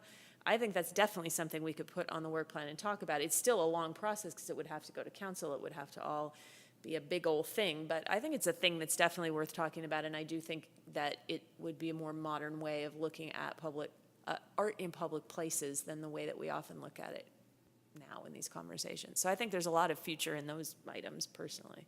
and how about the collaboration with the Economic Development Committee? Because it sounds like that's really kind of, We're already there, so Yeah. we're already having a collaboration with the Economic Development Committee. So any ideas that come up or ways that we want to approach them directly, we're already doing. yeah. And do you think that they're aware of these kind of larger initiatives? Not formally, no. And their focus has mostly been on Solano Avenue and the economic corridor. And the bulb is always kind of considered an outlier. A lot of the merchants don't like anything having to do with the bulb because it doesn't bring any business into them. So that would be a larger discussion, but I don't see why we couldn't have it. Yeah. One potential, this might be cynical, but an administrative way to facilitate things might be to make this type of collaboration a priority of that subcommittee or the objective. I think Claire was trying to tell us we need to have an objective so we can wrap up the subcommittee at some point.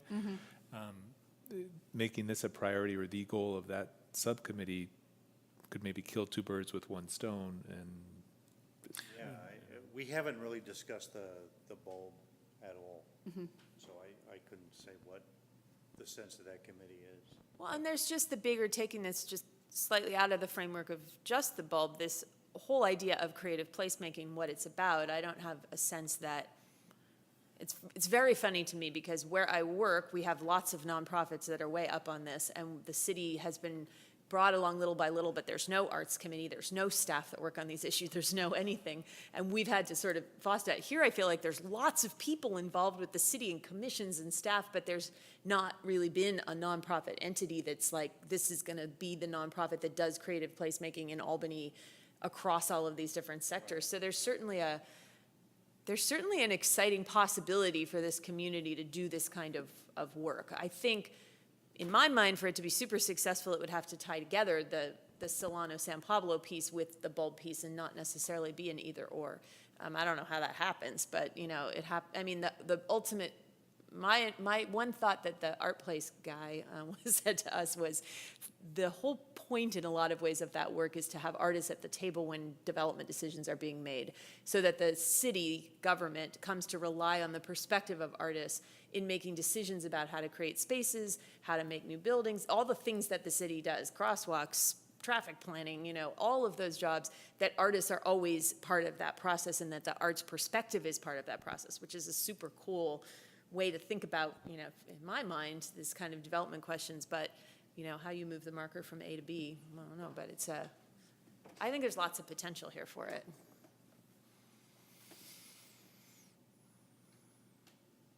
So is there any step for the two items at the end that seem most clearly? Well, we Our do have purview. to, I mean, I don't know that we can, although we can amend our work plan whenever we want to, we don't usually amend it unless there's like a thing that we have to do because some new project comes in or something. So when, the next time we would send a work plan to council would be when, Ava? Probably early to mid 2019 Okay. is when we'll revise it for the next 2 years. So, and we have to come up with a PAPP, that's part of the work plan, the PAPP goes. Yeah, now Yes. they're So- aligned. They're aligned This whole now. idea of like looking at the master plan top to bottom would be a natural. To put in the work activity, yeah, plan. For the work plan and for the public, yeah, for the PAPP, I think. PAPP is I don't know, about that- project maybe not the specifically. PAPP, It's a work plan our work item. plan. It's a The work plan vehicle. issue. As a Right. project for the committee, an ongoing project for next year would be to look at the arts master plan and determine how it needs to be revised. Tell me, did the last time that was revised, was that the committee or was that an outside? Well, we had this brief, small revision dealing with the community projects thing. Sure. That was a pretty This- big this year. revision because we did that whole, oh, the little thing. Yeah, but then. And you two did that, correct? Just the, Yeah, right. But we did a pretty big revision when we did that whole process, because right when I joined, they needed some kind of a process for how the In whole 2016, I PAPP believe. thing was supposed to The work. whole notion of public art, what is it? yeah. Where should it go? That hasn't been revised. I mean, at there'd all. be a lot of things we'd need to do as background to that. We'd need to have the city attorney in here to tell us what the ordinance means to start with. There'd be a lot of, I mean, who knows? Maybe we can just do this stuff under the ordinance. I don't know, because that would be the first question, I think, if I were on city council, is does the law even let us do it? Do we have to change the ordinance? You know, if we don't have to change the ordinance, then that makes things probably a lot easier, because then we're just asking the city council to let us change the master plan. But if you're changing a master plan, you don't necessarily want to just sit down and do it. You probably want to get a lot of, you know, partners and stakeholders together, you know, so there's a lot of, yeah, there's a lot of, but I think it could be exciting project that could have, you know, good outcomes, because this is, And it could result in some of the money in the art and public places fund being used for things that happen on the bulb, as long as the bulb remains part of the city.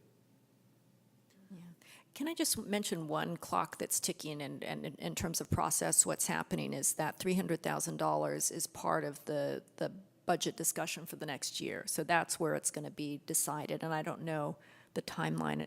Do you know the budget timeline? But that's basically where it's going to be decided, what happens to that Better 300,000. positioned than anyone to think of what some of that $300,000 could be used for, because I'm sure the city is not going to give up any of it without some very, very specific plan in mind.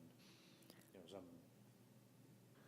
Right, I mean, I certainly could come up with a list, but I think, yeah, and maybe, I don't know if you all would be interested in hearing that list at a future date and weighing in.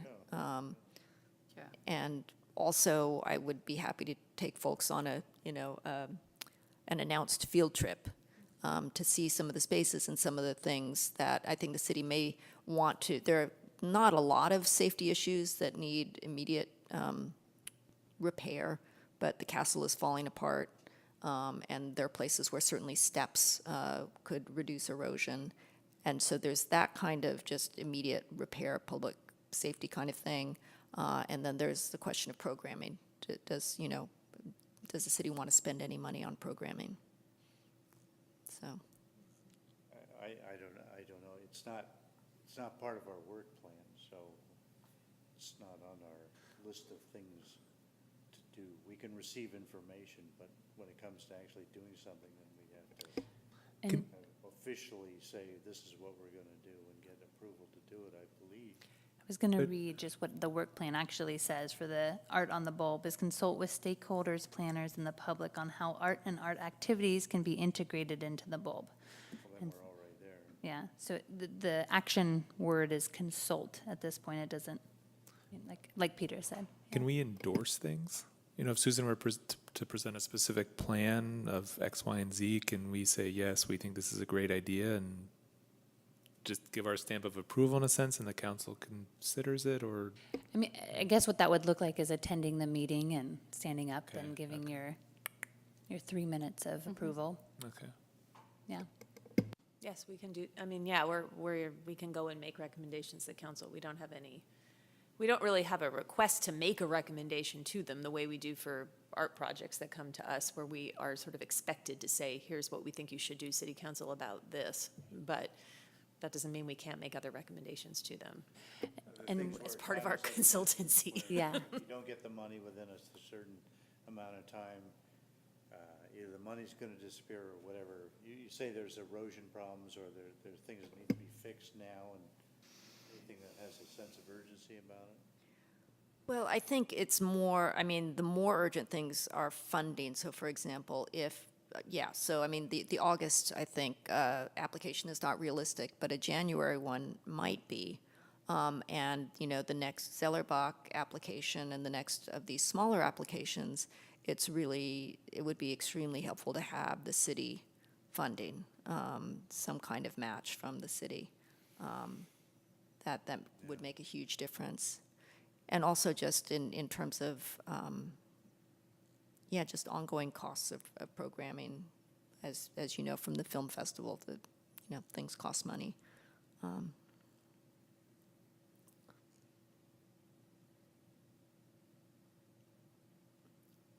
So would you like me to bring a list? Maybe at the next month's meeting, and see what practically we might be able to do, even if it's just this committee recommending to the council that maybe you're making some sort of proposal on behalf of your organization, but the Arts Committee might be in a position to say, yes, we think this is a good idea. And maybe that's all we can do at this point, but that would be better than nothing. But again, we'd have to have something very specific, and the council would have to have some very specific action item too. So if you were to bring that in July, then I suppose we could look at it, and I don't know what the schedule for the rest of the year is. If you're looking to have some sort of proposal by January, then it's certainly not too soon to start working on it and doing the back channel communication with Jeff Bond and all those other people of the city to try and figure out what their concerns are and address them.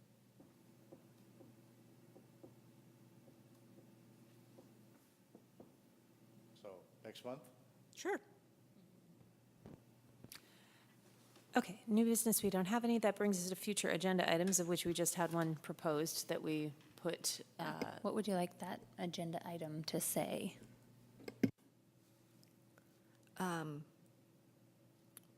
Proposed art projects at the bulb?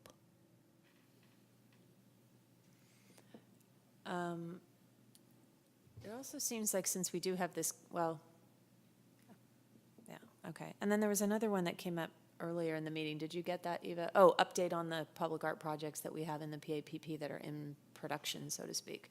You kind of gave it to us, but why don't you put it on the agenda again in case, because you said you had another meeting with the artist for the Creek Art. Yeah. I would like to propose an item for a future agenda, and I want to know if you want to be there for this discussion, but I want to start working on the new work plan language. I think it's not too soon to have it in place. If the new PPAP and the work plan are going to be, if we can instigate them in 2019, we're halfway through 2018, and I think we should get the language together. I think that the language right now discourages applications for performance art and for music. I don't think that's in the work plan item would be to look at revising the master plan. We have to revise the community, I mean, I think there's a lot of stuff in the language that, In the language of the work plan? the language the language on the site, on the city site, and I think the language in the work plan, it's all about visual art. We don't have language about performance art. We don't have language about public music spaces. Are you talking about the public announcements on the website? The like public announcements and also in the work plan. We were just talking about updating the work plan in 2019. Yeah. And I'm saying, why don't we just do it? Why don't we just get the language together so the minute we can plug it in? If we start working on it now, it seems like it's going to take us a lot of discussions, so why don't we do that? Okay, the process of that would be first to review what we've done under the current work plan. We have there's a template that we have to use, so, Yeah, so why don't we review it? And also, you mentioned something about we needing to talk to the city lawyer about whether we can make changes. yeah, well, because the ordinance, the last item Yeah, on the there is an thing. ordinance, Well, I was thinking yeah. about those last two items, and I was thinking, why don't we just start them? If I could interject, I would recommend, just because I'm not going to be here and Jen's not going to be here in July, is maybe tabling that to September. Okay, I that's know- why I'm asking. Yeah. Yeah. So, and I'll look at the, I'd be able to have a the work plan time. conversation in September, though, because we have the gallery Yeah. discussion in That's a big September. We meeting. could have it in It is October. a big meeting. There's another, yeah. Mm-hmm. There's, And I'll look at the timeline too of, backing it up of when we need to go to council, when we, and what That would would be be great. appropriate and. Can you why don't you put that on the agenda for next month? Because Liam could give that report, what is the timeline exactly for the Arts Committee's work plan and PAPP? What would the calendar look like for when it would go to council, and therefore when does it get drafted by this committee and so forth, so that we don't have any delay in that? But again, unless we are going to amend it and send an amendment to city council, I think the schedule is the schedule. So why don't you find out what the schedule is and ask Liam to tell people? I think that'd be good. Sure. Okay. Okay, anything else for the agenda? Anybody do you want gallery and film festival? Yes? I want to bring an item about music performance spaces on Solano Avenue for July. I just want to start talking about it because I'm talking to several people about it. Would that be how the Arts Committee can support that, or how? It's informational. It's more like I'm aware of certain people going after a big amount of big grants to start music performance space on Solano Avenue, and I think we need to know, I think we should, Oh, okay, yeah, sounds good. right. It's like, it's a real thing. Informational? Yeah, informational. One item that we mentioned informally to the Economic Development Committee was the possibility of having casual live music on Oh, we all Solano. want that. Yeah, yeah. So They like the idea. Yeah, the thing when you do, well, this is sort of off the agenda, the thing when you do casual life music is, there has to be an organizer. There has to be somebody who produces the event. Okay. So that's one of those private-public interfaces. Okay, so if you can put that on the agenda, I guess, discussion about live music spaces on Solano Avenue. Anything else? Okay, motion to adjourn, anybody? Motion to adjourn. Second? Second. Anybody second? Second. Yes. Okay, we're out. Let's end this. Yes, long meeting tonight. I don't know how the city council does it. They go on. Oh till my gosh, the school board, your husband, I don't know, so I'll be at those school board meetings. They asked me to come to the school board to talk about something that was like the.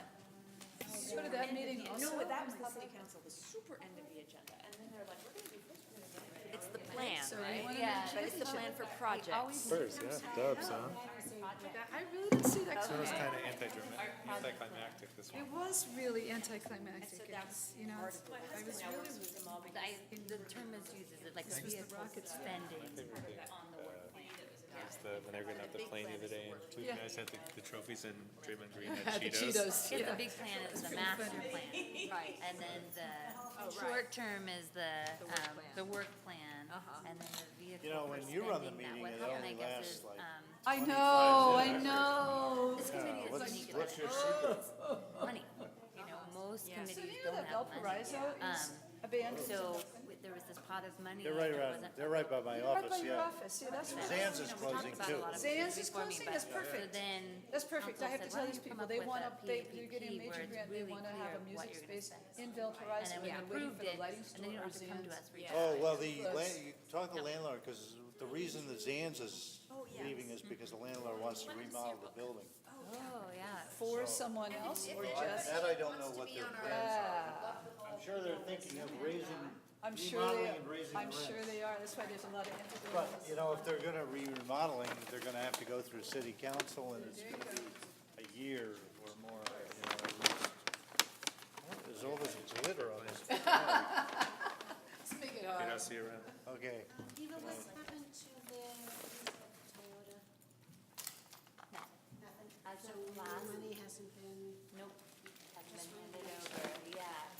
I did ask 2 weeks ago, bye Brandon, thank you.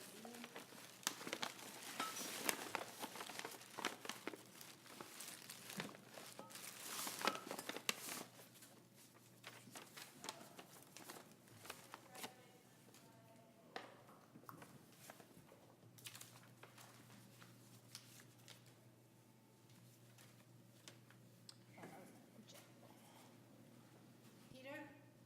I'll check that date and get it to you. yeah, let me know what, And again, so sorry about this, and let me know what I owe you. So that's LAU. Bergiane, sorry, Oh, I see, L'Aubergine. Aubergine. Got it. Got it, okay. Sure, thank you. Kingston, is that the? Oh, yeah. That's okay, yeah, so. Thank you. Yeah, thank you for presenting, that was really, yeah.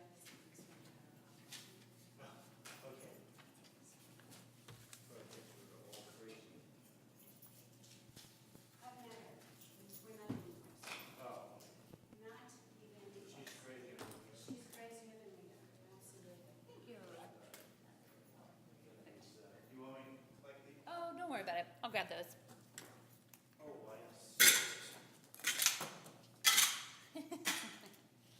Done. Yeah, thanks, Peter. All right, Drive, bike safely. yeah, I, really, You got, my lights are, yeah, bye Susan.